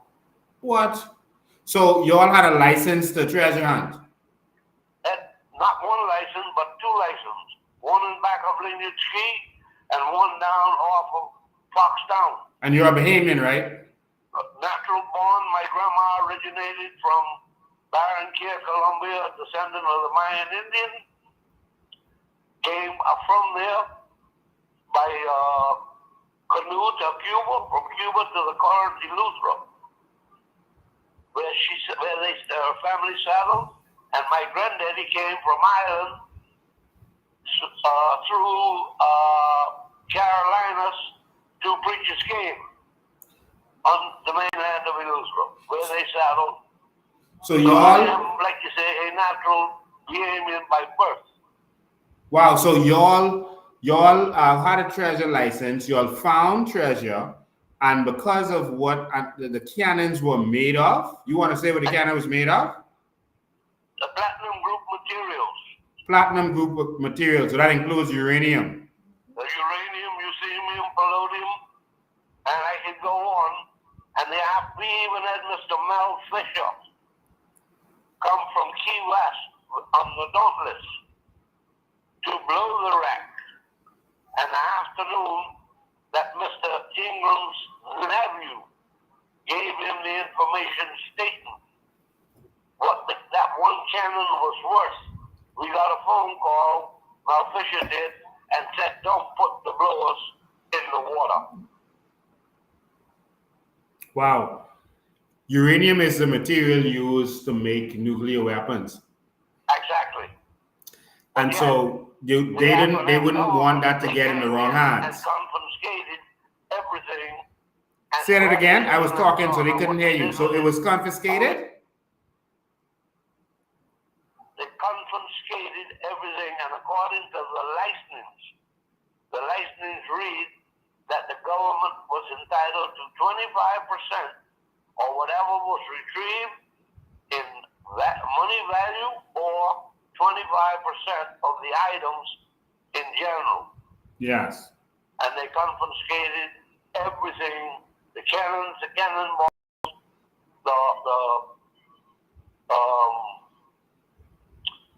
the pins that had the boats put together with, all of the whole wooden shear made by hand, for hoisting the flags, everything. Wow. And that one fine was worth over $1 billion. And as Bahamians, because of what the material is made of, y'all were robbed. It was worth billions, not Billions, 1 billion, yeah. 1 billion. It was worth billions because it's still, and I won't say where. No, don't say that. I'll tell you in person, but I won't say where. It's still more of the same material in that area, but we were notified by the feds we couldn't touch it. Wow. Wow. And so it seems that one of the reasons we don't touch our sand like we should, because we should be making trillions of dollars from our sand industry. The world's running out of it. They need it. They use it for everything, but we're not touching it. And it seems like one of the reasons is because they find treasure whenever they remove the sand. Just like they told your guy, Mel, not to blow the wreck. Whenever they go and try to get the sand, they find treasure. And some of this treasure contains uranium, which if it gets into the wrong hand, Russia, et cetera, it could be a problem. Yes, and right off of Cedar Harbor, the ship that was on the inside, she hit the center of the World Rock, where she knocked a hole in the bottom, and he had to come in around the key, and that's where she sank. It was one of the slave ships. The chains, the shackles, and all is still down inside of her. I know because I dove it myself. I had the license for that particular ship. Wow. Well, I can tell you that this is the reason that we fight. We fight for all Bahamians, black Bahamians like myself, white Bahamians like yourself. We fight for all Bahamians. And I'm not prejudiced. Of course. And I was never brought up to be that way. Of and course. when you get up off of the Devil's Backbone, Point Harbor Island, you got what they call the train rack, which they had a locomotive on a barge going to Africa and ran into Oregon, and that's where she sank on the reef. Wow. Someone asked a question on Facebook, why would it have uranium? It's because that's how they made it back then. They didn't know what they were doing, the nuclear weapons were invented yet. Material, but it's the material. And they were bringing the Indians to where they were, like you say, making the cannonballs and the different items on the boats.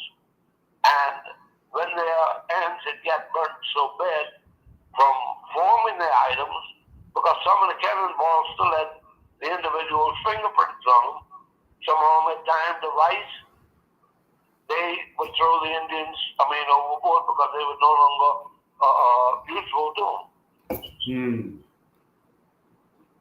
But you take them back at Guana Key. It's a bunch of racks in back of Guana Key. It's a bunch of racks out in back of Manowar. The Adirondack sits out in the back of Manowar. Let me tell you something, my brother. I've already identified where some of the wrecks are. I've been informed. I've already said publicly. And I can assure you that we are going to search for every wreck in our ocean. Every single wreck in our ocean. The water is where our money is. We are a kingdom, a water kingdom. We even had a bronze cannon made solid out of solid bronze. Wow. The prettiest thing that a man's eye could lay on. They confiscated everything. What? Wow. Everything. Wow. Well, I can assure you of one thing. A new Bahamas is upon us, and we are going to do everything in our power. Everything to get into power, and for one reason only, so that we can... I found right in back of Gould Key, which sits between Lineage Key and Little Harbor, I found 3 silver coins dated back to 1684 with the king's head on it of Spain, which they confiscated as well. But you know that the PLP is telling everyone that I'm selling dreams. Yeah, you selling dreams. But I can make the dreams reality because I can take, well, don't let's just go into that. I mean, every, like you say, live on the air, so. Yeah. Well, I can make a promise to you and to every single Bahamian out there that we are going for what is ours. What is ours is in that water, and what is in that water can make every Bahamian wealthy. And we are going to get it, retrieve it, and we're going to give it to the Bahamian people. And the young lady that's sitting next to you, Mm-hmm. right in back of Moores Island, is 3 sitting there, worth millions of dollars. Wow. 3 wrecks? 3 wrecks. Spanish galleons. What? He's saying that you're from Moores Island. Well, she originated from. Yeah, she did. And then moved Moores Island, then moved to Sandy Point. Now she's here. Wow. Someone says, who confiscated the cannons? The F&M government in 17. Wow. And within 7 months after they did what they did, the guy who had the license and where we had all the stuff in his yard, it caused him to have a massive heart attack. Wow. We had stuff sent all the way to Bombay, India, where we had it sampled and tested from a school teacher dead and gone. And he was told point blank, don't never ever bring anything of that magnitude back into Bombay, or he would spend the balance of his life in jail. What? In a little matchbox, that's what he carried it in. About 1 gram. Wow. Of the cuttings of it. Wow. This is powerful. Looking forward to having more conversations with you, but more so looking forward to taking over this government so that we can immediately hit the waters so that we can give Bahamians exactly what belongs to us. See, and they're taking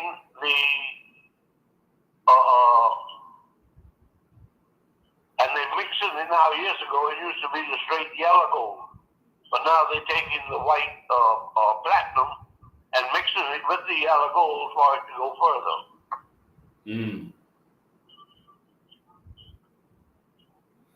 So I can tell you, but anyway, I'm not going to say what we plan to do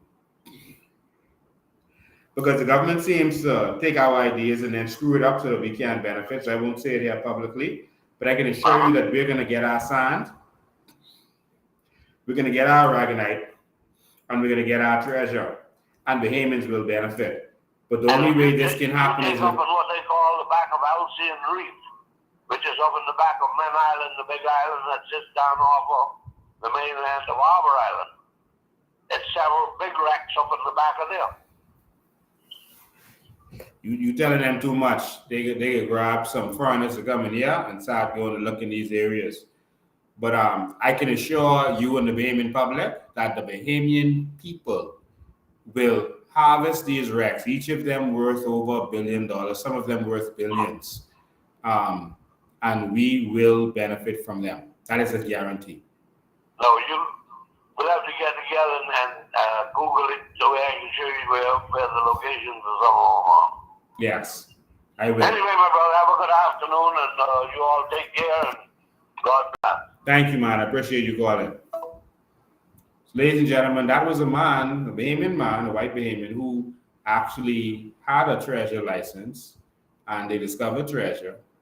And because of what some of the treasure, the cannons, was made of, the material inside of it, which included uranium, it was confiscated from them and it was taken away out of the country.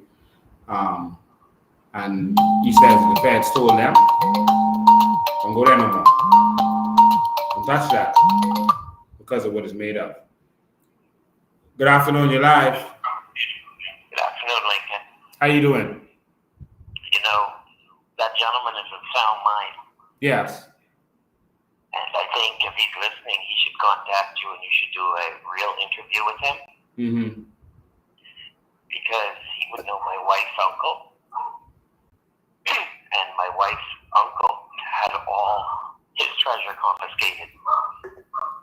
Wow.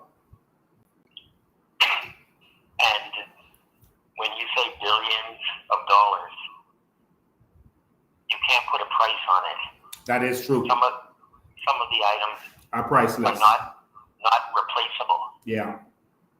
And so maybe someone would confiscate it, saying because of some metal it's made out of. Well, what about the coins that they found? Those didn't have uranium, correct? Yes, they do. Why would you confiscate those? Now, I didn't know it happened as recent as 2017. That disturbed me. Yeah. So the uranium could be confiscated. That brings another question, Lincoln. Is uranium thrown down in the water all around our country, especially Abaco, toxic to our citizens and causing a lot of cancer? If it is, then we should be looking at a class action lawsuit against the country who made it and ended it up in our country. But I would encourage to interview that guy, because, and it needs to be documented on film, because it's very powerful to back up the mega money in this country. And I've said it from 2008, if not earlier, that every person in this country is a millionaire. I don't see Bahamians. Lincoln, any of your family ever went to the Philippines or Haiti or Jamaica to be menial labor? No. Why not? Because you're rich. Yeah. You see, when I see somebody sitting inside the coffee shop, taking a selfie on TikTok, drinking an $8 coffee, I have to wonder, what is that coffee really worth in their country? You know what it's worth? $400 if you're from the Philippines. Yep. Over $1,000 if you're from Jamaica. A Bahamian would never sit there and do a selfie for 20 minutes on a cup of coffee. Richest people in the world. And there's only a few people left that are organic. That term organic, that was very interesting. It's pretty powerful. And it's very simple, and a lot of people fight on that term because of its power. It's so simple. Where are you from? What island, Lincoln? What settlement? Yes, 2, 3, 4, 800 years ago, people came here from all over the world. But the people who come lately don't have the same agenda as you and me. Yeah. And that's the issue. Bahamians aren't xenophobic. We've not had anybody interested in our country because of color, creed, and religion. Nope. So, hopefully, we will find somebody. And you astounded me tonight, because right there opposite Spanish Wells in North Aluga, and there's no injunction on that. Exactly. So, maybe you should do a citizen's arrest in North Aluga. That's true. Just go to the nearest police station. But we'll see what happens. It's going to be interesting. Bahamian people, whether it's you, I mean, I'm not speaking for FNMPLP, COI, DNA, nobody. I'm speaking as an independent Bahamian, watching what is happening. How many thousands of people from Mexico, Lincoln, you've been there, are working on that key? I wouldn't call the name of the project. The Baker's Bay? You know the project happening in Abaco? Oh, the new project. The big new project. Yes. It ends, I think it's That's in South Africa. it's got something to do with a chef.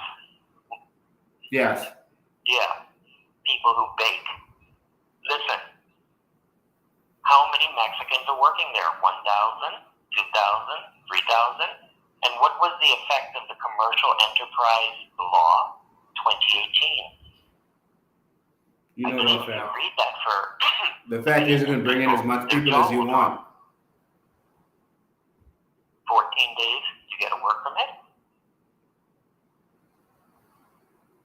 So I can leave you with that. And Graham, I can leave you with this. It's going to take all of us men who are awake in order to fight. They keep separating us on political lines, and some of us are afraid because we want to protect our business, our jobs, our mortgage, whatever else it is. But all of us have to unite in order to fight for this country, all Bahamians. We have to become one, and we have to take a stand at this time. We can't wait. We have to stand now. And it's going to take all of us men to stand up and fight and protect our women. think about this, Lincoln. Who allowed a foreign entity to build a city around the cruise ships with a big wall, fence? And will organic Bahamians be allowed to go into the new cruise ship port? Or will they say you stay out because of reasons of security, you're not on the boat? So when you come outside of the port, what will all of Bay Street look like? Will it look derelict like how East Bay Street looks now? We've just been divested of our downtown. And we said that many years ago. But people are tired of talking. I guess the Bahamians are crack, conk, and they're happy. Because if they were not happy, as my brother said, they would be on Bay Street doing something about it. But that day will come, and when that day does come, it will be too late. Just like you see in Venezuela and other countries. Anyway. In the meantime, we're going to fight, Graham. The time for talk is over. We're going to continue to fight, organize ourselves into a amazing machinery, and take this country back and give what belongs to the Bahamians. Everything you've been talking about, you've been saying that Bahamians could be millionaires before all the rest of us. All right? You've been saying that. But it's time to stop saying it, and it's time to make it happen. And we got to make that happen. I'm tired of the talk. Let's get it done. Thanks for your call, man. I appreciate it. Yep. Have a good one. Yeah, man, I'm getting tired of talking. You know, it's time to take action. That's what it is. It's time to take action. So I would thank all y'all for tuning in again. There's a lot going on in this country. When we come back, we're gonna expose some things that is happening on Bay Street. Why the Indians taking over all of Bay Street? There's stuff happening on the West Bay Street. We got documents and some other stuff to show you. What's going on there? We have one particular European fella that is taking buildings from Bahamians, and he got the police doing his bidding. All right, so we're gonna talk about that. He went to one station, they told him to go to hell. His papers ain't as good as the Bahamian one. Take it to court, went to another station, said the same thing. Then he called some of the headquarters. He told them, listen, not headquarters, he told the person, listen, you will see would run this country, money run this country. And so he called headquarters, and headquarters has financial crimes unit investigating what he calls a trespassing matter, which is a $25 fine, which is an insult and affront to our resources. And he of course is showing that money runs this country. But Bahamians are victims in this country, and we got to stand up for Bahamians, and we will continue to stand up for Bahamians. I will be on the front lines every single time fighting with you. I will be there in front of you.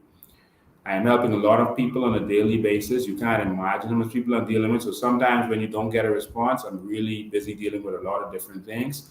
A lot of people are calling me, and I'm on the front line. I'm on a lot of front lines right now, fighting for a lot of people, because that's what I signed up for. And someone has to do it. Until we get to New Bahamas, we're going to have to take on this struggle. So persons like myself and Charlotte and Maria and other persons who are part of our team, and Charlotte, myself, and Maria put ourselves in the front line. We're taking the blows because we want to protect the rest of our soldiers, so when election comes, we can have them preserved. Good afternoon, you're live. Last call. Good afternoon. I'm just calling because I just feel like, as Bahamians, we have nothing to celebrate this 50th. Yeah. Nothing. Yeah. We need to boycott July 10th, and instead of us all going to the fort or wherever to enjoy the festivities that they've planned, we need to boycott and plan our own thing. We need to stand up and let them know we are not happy. 50 years later, we have nothing to celebrate. We're moving backwards, not forward. We are going back to the dark ages. The things that people stood up for in years past, they're giving it away. Yeah. They're giving it away. Yeah.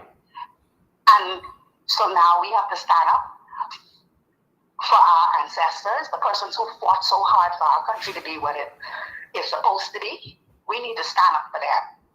Because I can tell you they're rolling over in their graves. I know, and even Pillin rolled over his grave. You know what I think we're going to do? And this is coming to my head while we're talking. I'm going to talk to my team and see if we can plan it. I think we should plan our own rally on July 10th. Our own rally to speak out against what's been happening in this country, to bring awareness to what's been going on so that we're not celebrating nonsense. And so I think we need to plan our own rally while they're doing theirs, that we'll be doing ours. Bahamian colors like they mandated. We need to wear black. We are in mourning. Yeah. We are losing our country. We are dying to ourselves. We are no longer the Bahamas. We should be, as Bahamas supposed to be for Bahamians first. Yeah. I have no issue with foreign. I'm married to a foreigner. I have no issues with foreigners. Yeah. But you come right and you do right. Okay? I don't believe in nobody coming here and trying to demean the Bahamians and trying to take what is ours and moving in as if you belong here more than I do.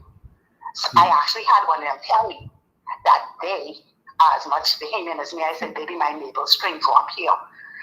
If I do a crime, they can't revoke my citizenship and send me elsewhere. They can revoke yours. You are paper Bahamian. Yeah. And that organic, I love that word. Yeah. I don't care who's offended by it. Too bad. That's who we are, organic. Yeah. Yeah. Thank you. That's all I had to say. And listen to what I'm saying as you hang up the phone. But ladies and gentlemen, I just want you all to know, we applied now for weeks and weeks and weeks and weeks ago. We applied to have a rally on what is it, Easter Monday.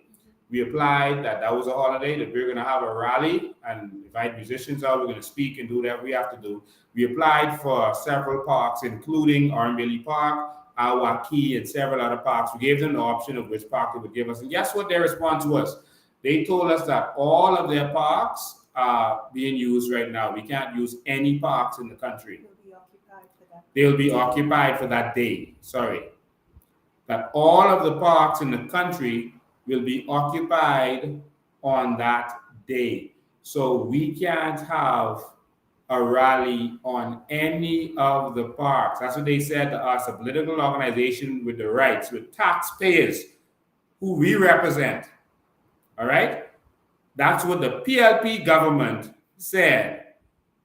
We can have a rally because all of the parks are going to be occupied on that day. Someone already applied for all of the parks. So on August Monday, I want you all to go to every park and I want you all to look and see if they are having an event on each of those parks. Easter Monday. I missed to say August Monday. Easter Monday. Hold on, someone call. Let me do this one last call and I can tell you the last stuff. Good afternoon, you're live.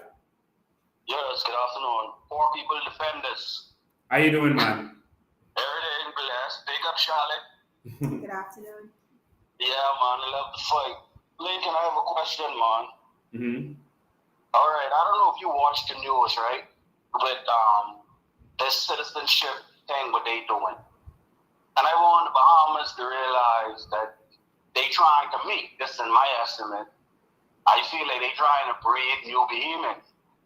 Because y'all ever listen to Louis George when he talk?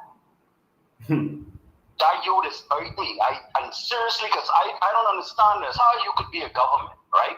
Sit back and watch a so-called man call himself Bahamian, but fight against your country.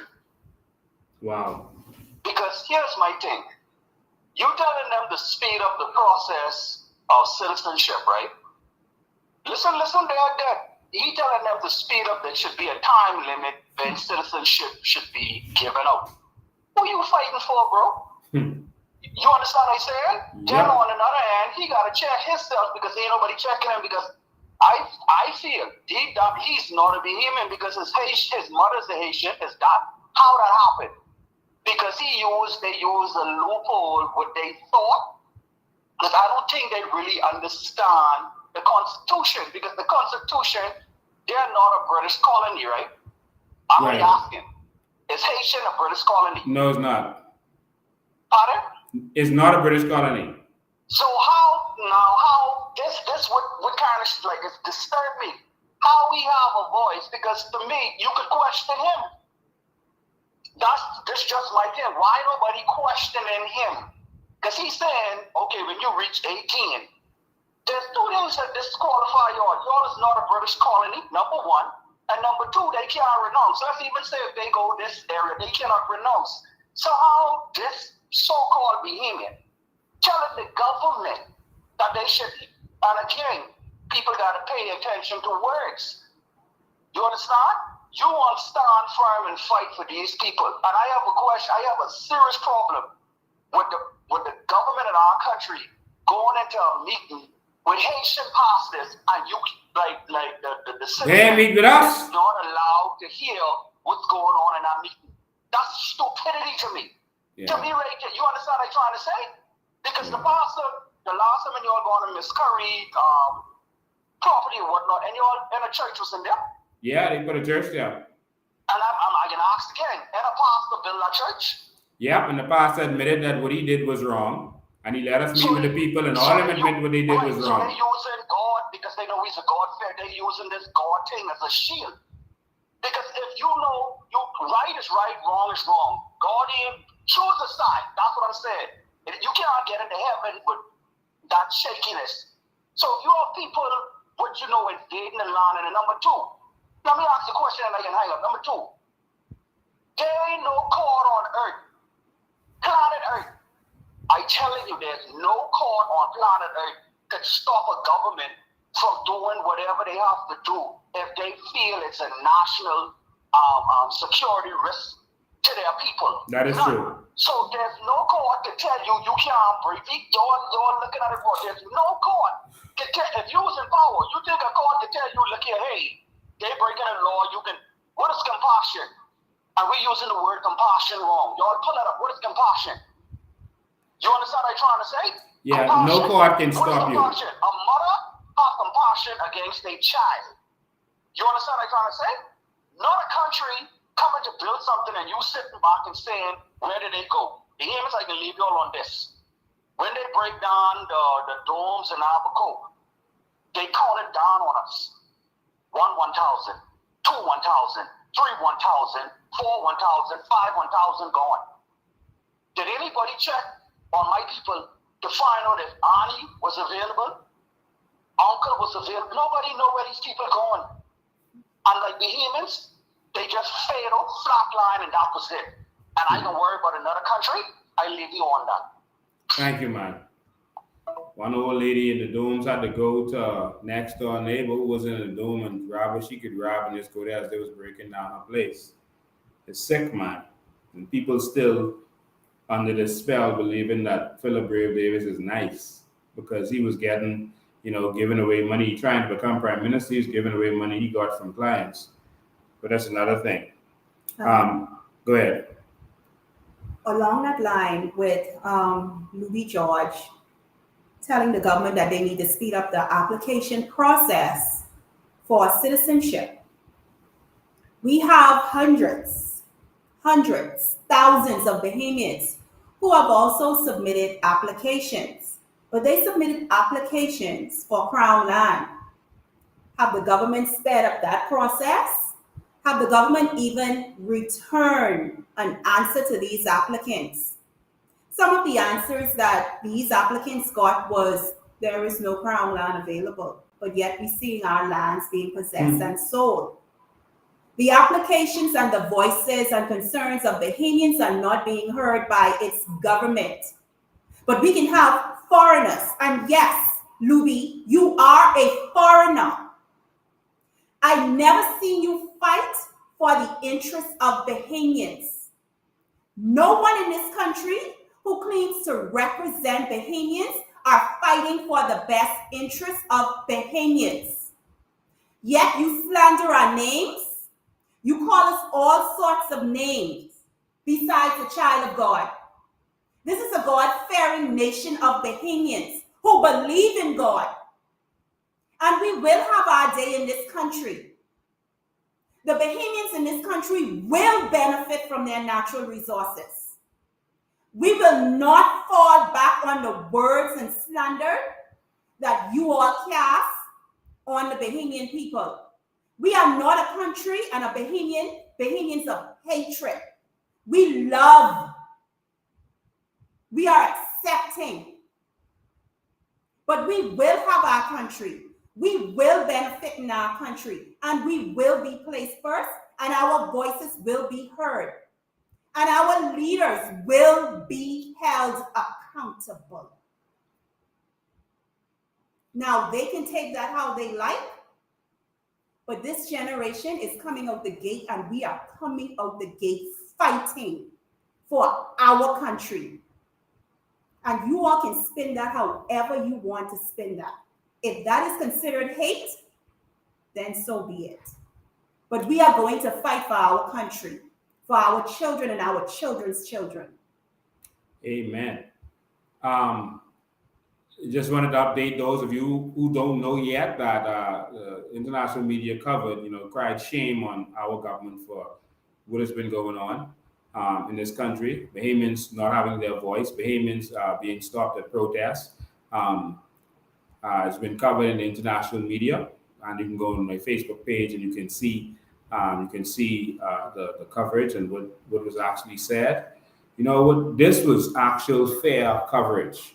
No bias on either side, just this is what's going on, this was happening. Here in the Bahamas, what they did was they tricked many of you. They would have the police go out there and attack us. And then as we're responding, as we're being arrested, they would show that to make it seem like we were participating in melee. But they wouldn't show you the part where we were just there peacefully. We weren't doing anything wrong. We were just delivering letters or doing something normal. And we were there and we were peaceful. All right? And so let's take the call.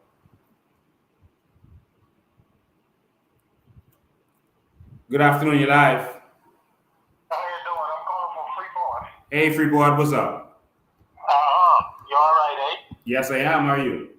Oh, not too bad. And you, sir? Yeah, Mr. Bain. Yes. Turn down whatever you're listening to the show on. How you doing, old buddy, pal? Just listen to the phone. Mr. Bain, tell me something. What position that government give Louis George? Government allowed Louis George to be a consultant. He's being paid to be a consultant at immigration. So they put the fox in the hen house. Why would government do that? That man is a Haitian descendant. Yeah, but look out for his own people. But you all put a criminal government in power. You all should expect these kind of things. I don't understand it. I don't understand it. I really don't understand it at all. Why would he give him that position, knowing full well that he is going to represent his people? Yep. Well, you all can see it and take action, or see it and sit down and watch your country be given away. They putting everything in place to replace us as a people, to move us out, to push us out. Gentrification is happening. We are the only one being the victims of hate. We are the only one being pushed out and being treated like nothing in our country. The government is defending these illegal immigrants while victimizing Bahamians. And if you all don't wake up and stick together, we're going to be in trouble. With that said, anyway, you finished? Yes, sir. You take care and God bless. Thank you, man. With that said, ladies and gentlemen, the government, the F&M faction is trying to form, a third party on their own, and so is the PLP. They are both trying to form third parties in order to pull the third party vote to confuse Bahamian people as to who to vote for.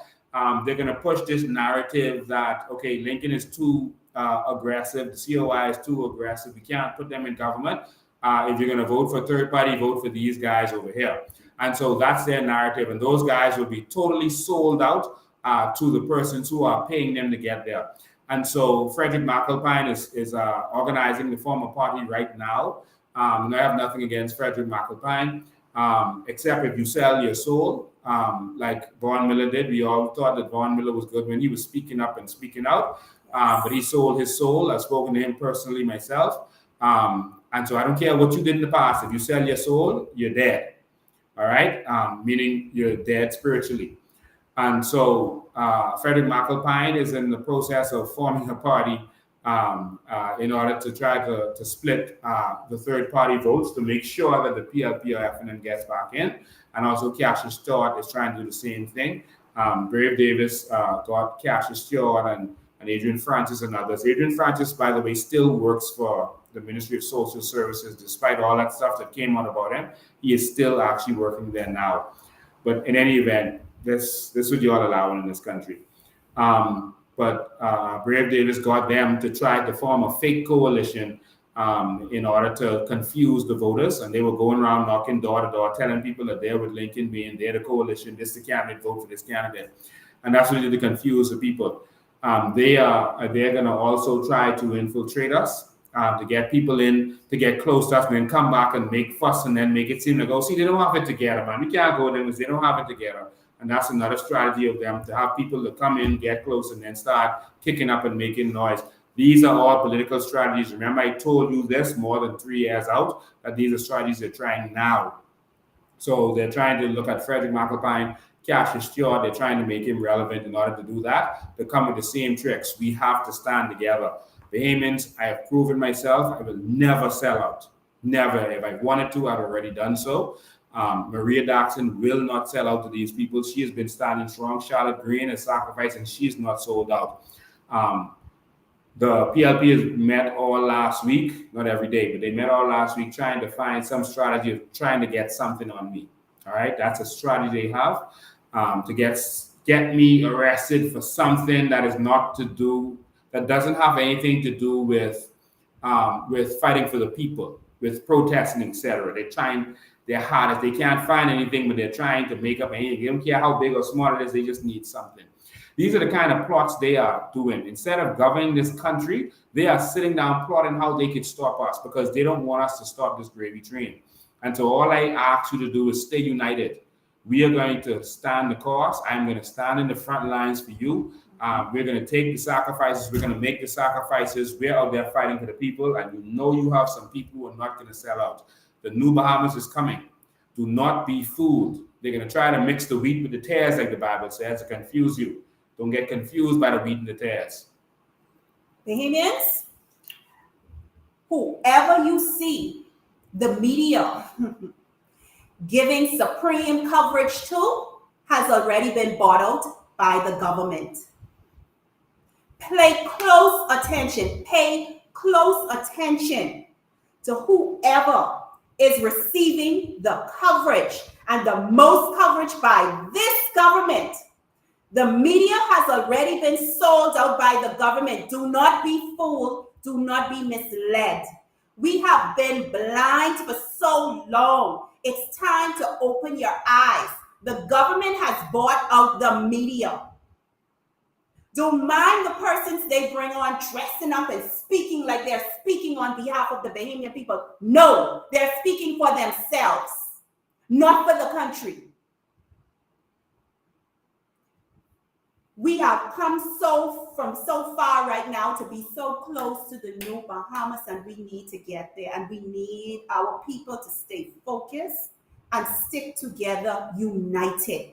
We have to be on a united front. When Mr. Bean sends that clarion call, listen, if you're anything like me, I'm looking at my boss and I am saying, see you later.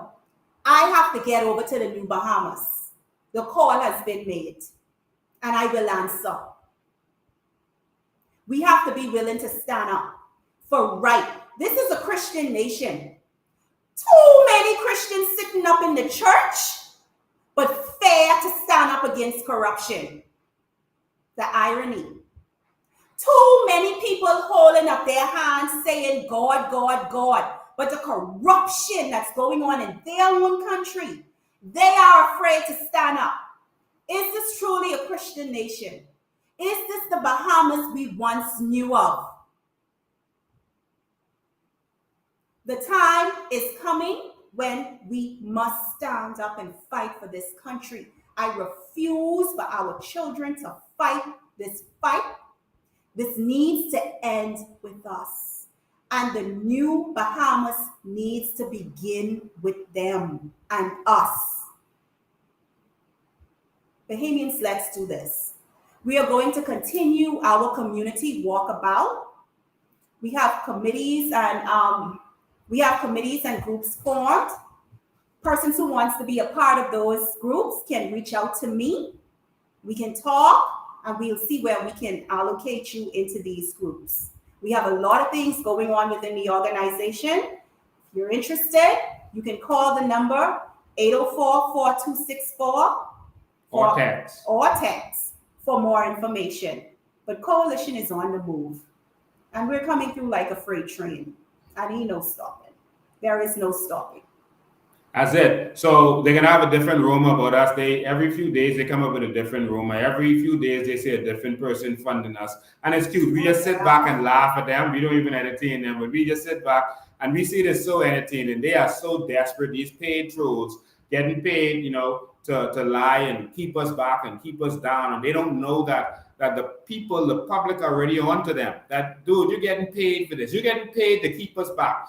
All right. Every time you sit in the hospital and you don't see, that's because a paid troll is contributing to help that happen. Yeah. They want to keep us in poverty. Every time you losing your job to someone else, they want to keep you in poverty. Every time taxes go up and they pay a paid troll to try to spin it, they are trying to keep you in poverty. Don't entertain those paid trolls. Don't encourage them in any way. When you see them publicly, you tell them a piece of your mind, because they are the problem in this country. They are the worst things. They are maggots and roaches. They do not deserve to live in the New Bahamas, because they will sell their soul to cause us to remain in slavery. They are like Django. They are like Stephen in Django, the movie Django. Loving the way things are, hating on us getting to where we need to be. We need to wake up as a people, or they are going to destroy us. And they have these paid persons spreading all manner of rumor. Every week is a different rumor about me. I can't respond to them, because if I get distracted responding and I start responding to them, then all they got to do is keep sending a rumor every day and I have to keep responding. Please, if you're interested in that stuff, then you deal with that. But don't even ask me to respond to them. I'm not interested in any of that stuff. If the government or anyone had anything on me in the last 20 years I've been fighting them, they would bring something on me. All right? So that's on them. I don't have time to respond to them and their foolishness and their rumors. Every week is a different one. But we got to stay focused. You hear that gentleman talk about our treasure? Y'all got time to be talking about transvestites, transgender? Listen, there will be no transgender education in our schools. I don't have time to run on with that. There will be no same-sex marriage. We don't even have to discuss that. That is a distraction to get you to stop talking about your carbon credits, your natural resources, your sovereign wealth fund. Don't be distracted.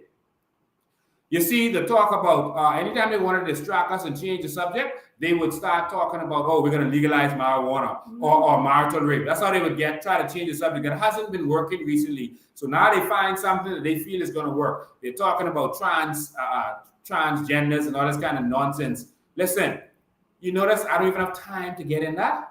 I don't have time to get into that. What my focus is getting in government to make sure it don't happen. But in the meantime, I don't care to listen. We done been had homosexuals in our House of Assembly. All right? We done been at Fred Mitchell. They're pushing all this nonsense. He's been pushing, trying to get that number 4 bill, this gay marriage bill on us. We done been at that. All right? So we done been having these problems. This is not nothing new. We kept voting in Fred Mitchell every other election. So having gays in our and confused people in our House of Assembly is nothing new. All right? But I don't want you all to get distracted from what's really going on. Our water is full of treasure. Our water is a treasure. It has salt. Our aragonite, our sand, everything is there to change your lives. I am not going back and forth with this conversation with transgender, because that seems like a topic they want to talk about to distract us. No. Give us our sovereign wealth fund. Give us our Freedom of Information Act. Give us our carbon credits. And then you all go deal with Fred Mitchell and them and whatever they want pass or put in the schools. All right? But I focus on one thing. I focus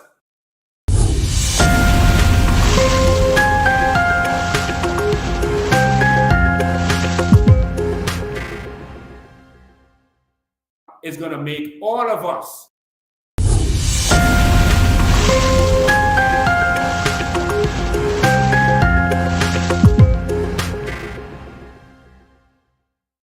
for a new Bahamas. Yes.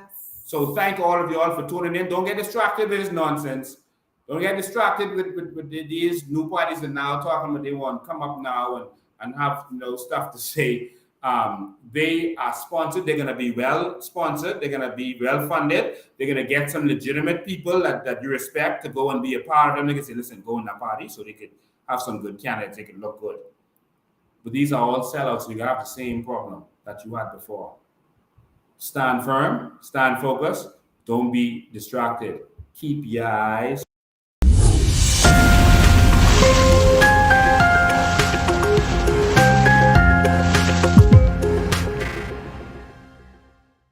We are going to cross the Jordan River. That is where our redemption is. Ladies and gentlemen, don't be distracted. So thank you all for tuning in. I see some more people who's trying to call in, but we can't take any more calls. We've been too long. And so there's some people who can't watch this for 2.5 hours. We done do over 2.5 hours now. So please screen record the parts of this that you think your family and friends need to see and send it out there to them.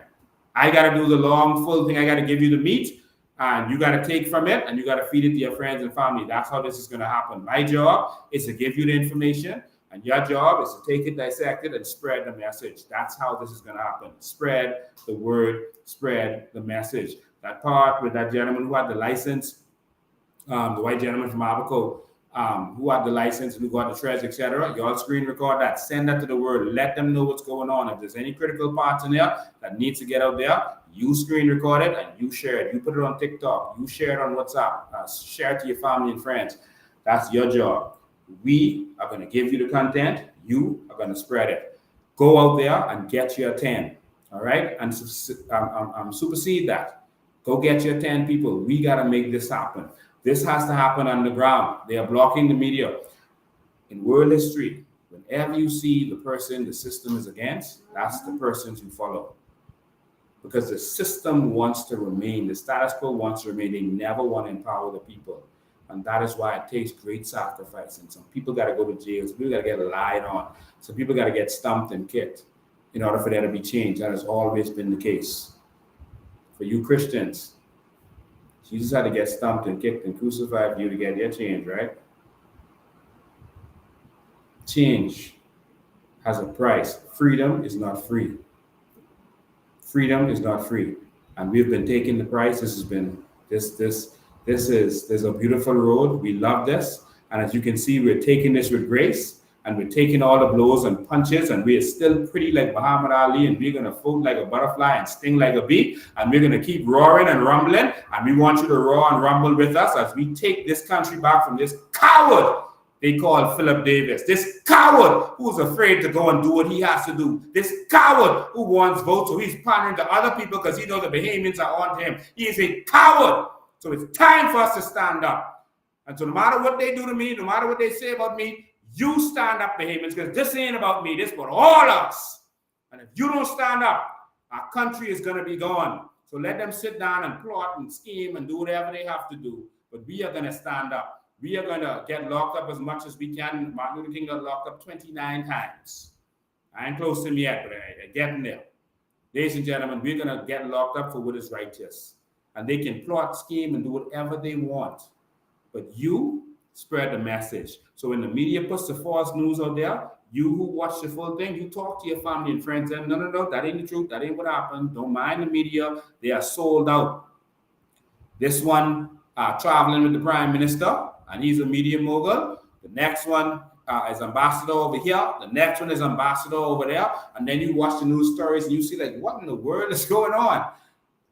You don't have to be fooled. It's happening right before your eyes. Do you have any last words for Bahamian people? Just stay focused, share the live, get the message out. Coalition of Independence is on the move. We're going to be doing a walkthrough in Seabreeze week after next, or earlier is next week. So continue to pay attention to the chats. We have a lot going on, as well as the function we were supposed to actually have on April 10th. That is being postponed that is going to be pushed Well, they didn't know back. about it, so. Yeah, that's going to be pushed back to another holiday.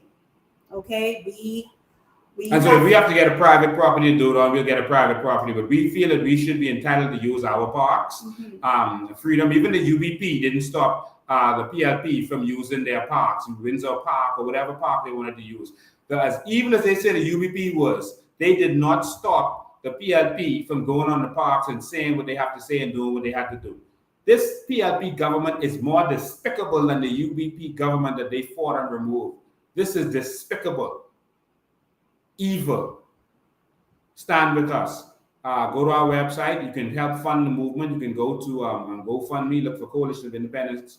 You can go to our website and get all the links right there. The movement takes money. Someone says we're on the street begging, and they say you should come to politics with money. Every politician begs, and if you've studied political science, that's the first thing they teach you.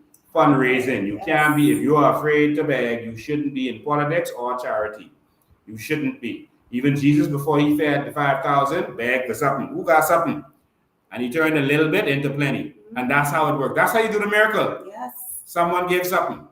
All right. And so every party has to be funded. The PLP the other day was having their little fundraiser, and they was having their little cookout and stuff. And they in government. So why can't we? And so fundraising is a part of this. So yes, I could be out there with my bottle in my hand because that is a part of the work and the sacrifice it takes to get this done. Someone saw me standing up in the road with the job, and they said, "Man, listen, y'all really dedicated, man. The sun's so hot." I said, "Listen, when you believe in something, the elements are not a concern." And I believe in the New Bahamas. Like I always say, I can feel it, smell it, taste it. I can see it. And if only so much of you Bahamians can see what I can see, you would be running towards the finish line. Yes. It's beautiful. Yes. And so thank you to everyone who's been contributing, everyone who's been putting up and helping to get this done. We appreciate you. You keep this movement going. You keep us doing what we are doing, and we are putting it to good use. You can see that you can see what we're doing, and all of our members can see our accounting, etc., and they can see everything that happens. Everything that happens, they can see in real time on our mobile app. And we're the only party that does that. All right. And so we are proud of that fact. All right. We do our accounting every single month and it's released to our members. So thank you to all of you who are contributing to making sure that this happens. We love you. We're going to keep up the fight. Expect the government to go after Maria. Expect them to go after me, after Charlotte. They don't know how to hit Charlotte yet, but expect them to go after us in any way possible, in any petty way that they can find. Expect more lies and innuendos and all this kind of nonsense. Oh, the new rumors are the Russians funding us. When they say Russian, they mean like the Junkanoo, like Russian? The people who Russian? They need to make up their minds. The week before that, it was the dentist. No, but they still need to make up their minds. Either we are a top-down, Baroque organization, or we are a very wealthy organization funded by the who? And you know they get a lot of money. Lord. So, ladies and gentlemen, we don't have time for all this foolishness. Those persons are paid to don't spread their message. They keep telling you that don't entertain their foolishness. Let's do that, all right? And let's tell the people's personal lives and that kind of stuff. We are on a mission. We are on a mission to save this nation, and we are not giving up on that, and we will not disappoint you. The reason I don't sleep at night is because I'm up working. Because many of you believe in us. You believe in us. You put your faith in us. And you want to see a new Bahamas. And I will not let you down. There is nothing the PLP or FNM can offer me to get me to sell out on you. There's nothing they can offer Charlotte Green to get her to sell out on you. There's nothing they can offer Maria Daxon to get her to sell out on you. I am going to stand strong. I'm going to stand in the front. I'm going to take the blows. Don't fear them. You know, I wish you could talk more about what's happening in Abaco. You know, people there fear voodoo. They're saying it. They fear voodoo. So people there who are Haitian descent, you know, threatening people with voodoo. Listen, man, y'all don't fear them, man. Let them send the voodoo at me. All right? Let them send the little tricks at me. All right? But stand with me. Stand behind me. Stand behind me. As I stand behind my maker. my father. You stand behind me. But we gotta save this country. I can't just lie down and let it go because I'm scared of getting locked up or false charges or voodoo or whatever these stuff is. I can't just sit down and let it go. I gotta die fighting. You understand? Thank you all for tuning in. There's always much more to talk about, but we can talk about some more stuff. We can talk about some Indians and some Europeans when we come back. On Tuesday, we go live again. We appreciate you. We appreciate all of your sacrifice. Last thing I just wanted to say, we showed you the video of the people being taken, the Haitians being put on a plane.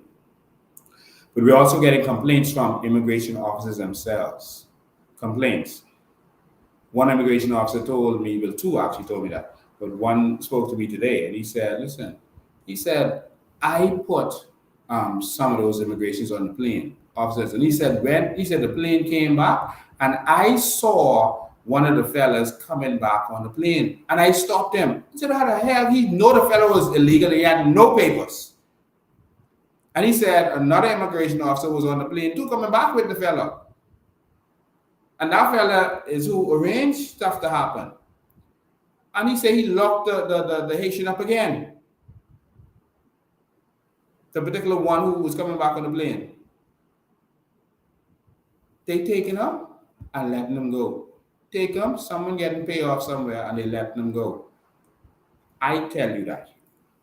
I don't talk what I don't know. I tell you that. Okay, I think we lost. I think that means the phone, that particular device died. So we just gotta close off on this one. I am so sorry.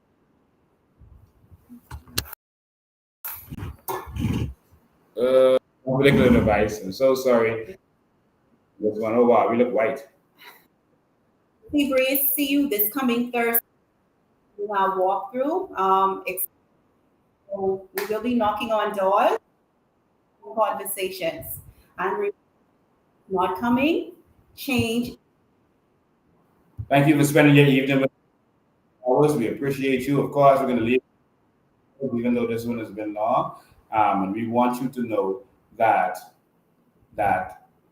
everything that we're saying is true and everything that we're saying is doable. Don't let them fool you and keep themselves rich while you're poor. The day for that is over. See you in the New Bahamas. See you next time. This may be the best citizenship in the world, and they all have it. Because of this card, they get free land, free education, free weddings, free hospitals, and even a free funeral. It's the citizenship of a country in the Middle East called the United Arab Emirates. This is what life is like for citizens from the Emirate of Dubai. And because the city is so generous, they get the craziest benefits I have ever seen. Are you ready for this? When you are born, your parents pay nothing. Your delivery and checkups for the next 9 months are all free. Then you grow up and you go to school. Local school in Dubai is free! And so are universities, because Dubai will pay for you to get a degree. I studied at Zayed University and New York University, both for free. Who's gonna pay for that? The government. Then you get married. If you can't afford the wedding, you get $20,000 to throw a wedding. And after marriage, every local Dubai family gets this: free land. Did you get free land? Yes. Did you get free land? Yes. Did you get free land? Sure, yes. And if you cannot afford the home, then you get a grant to build it for free. I also can't afford building a house. I can get a 0 interest loan on housing. Zero? Zero. If you need to go to the hospitals are free. And if you need surgery that's not available here, they will fly you to another country to get treatment for free. When you become a senior citizen, you get discounts, many discounts. And if you live alone and can't afford it, Dubai will even send a caretaker to look after you for free. And when you die, well, in Dubai, that's also free.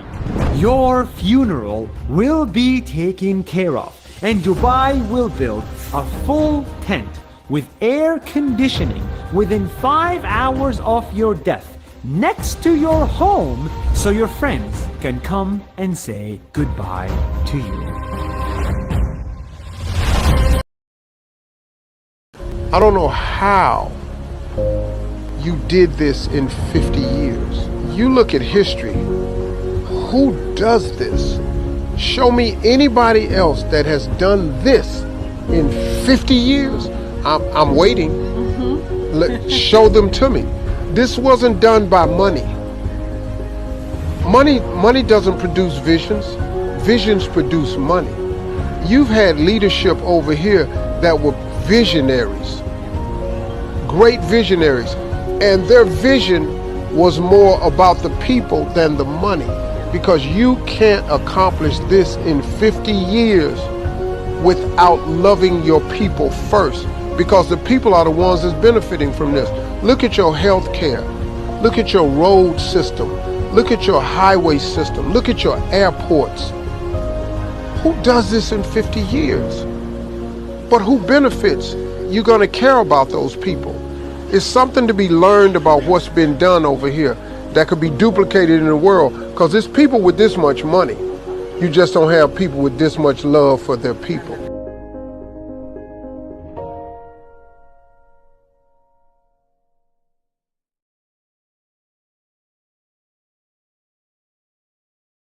You know, a lot of people wonder how Dubai became a very big, famous and rich city. You see, if you're comparing with Nigeria, listen to this. Nigeria has oil before than Dubai. It's a history. They are more rich than us. They have agriculture, they have mining, they have everything, you name it, they have it. Am I right or wrong? When you have a true leadership, which we have nothing, but we have everything because we have the right leadership. That's the only thing you need, a right leader for your country, not corruption. That's what brings your country at the top. You don't need anything. We want water, we don't have agriculture, we don't have mining. That's quite interesting. And that's Sheikh Mohammed. Number one, he doesn't know number two, he needs only number one. He says, I don't know, there's no number two in my book. Only number one. I hear he doesn't ride in a convoy.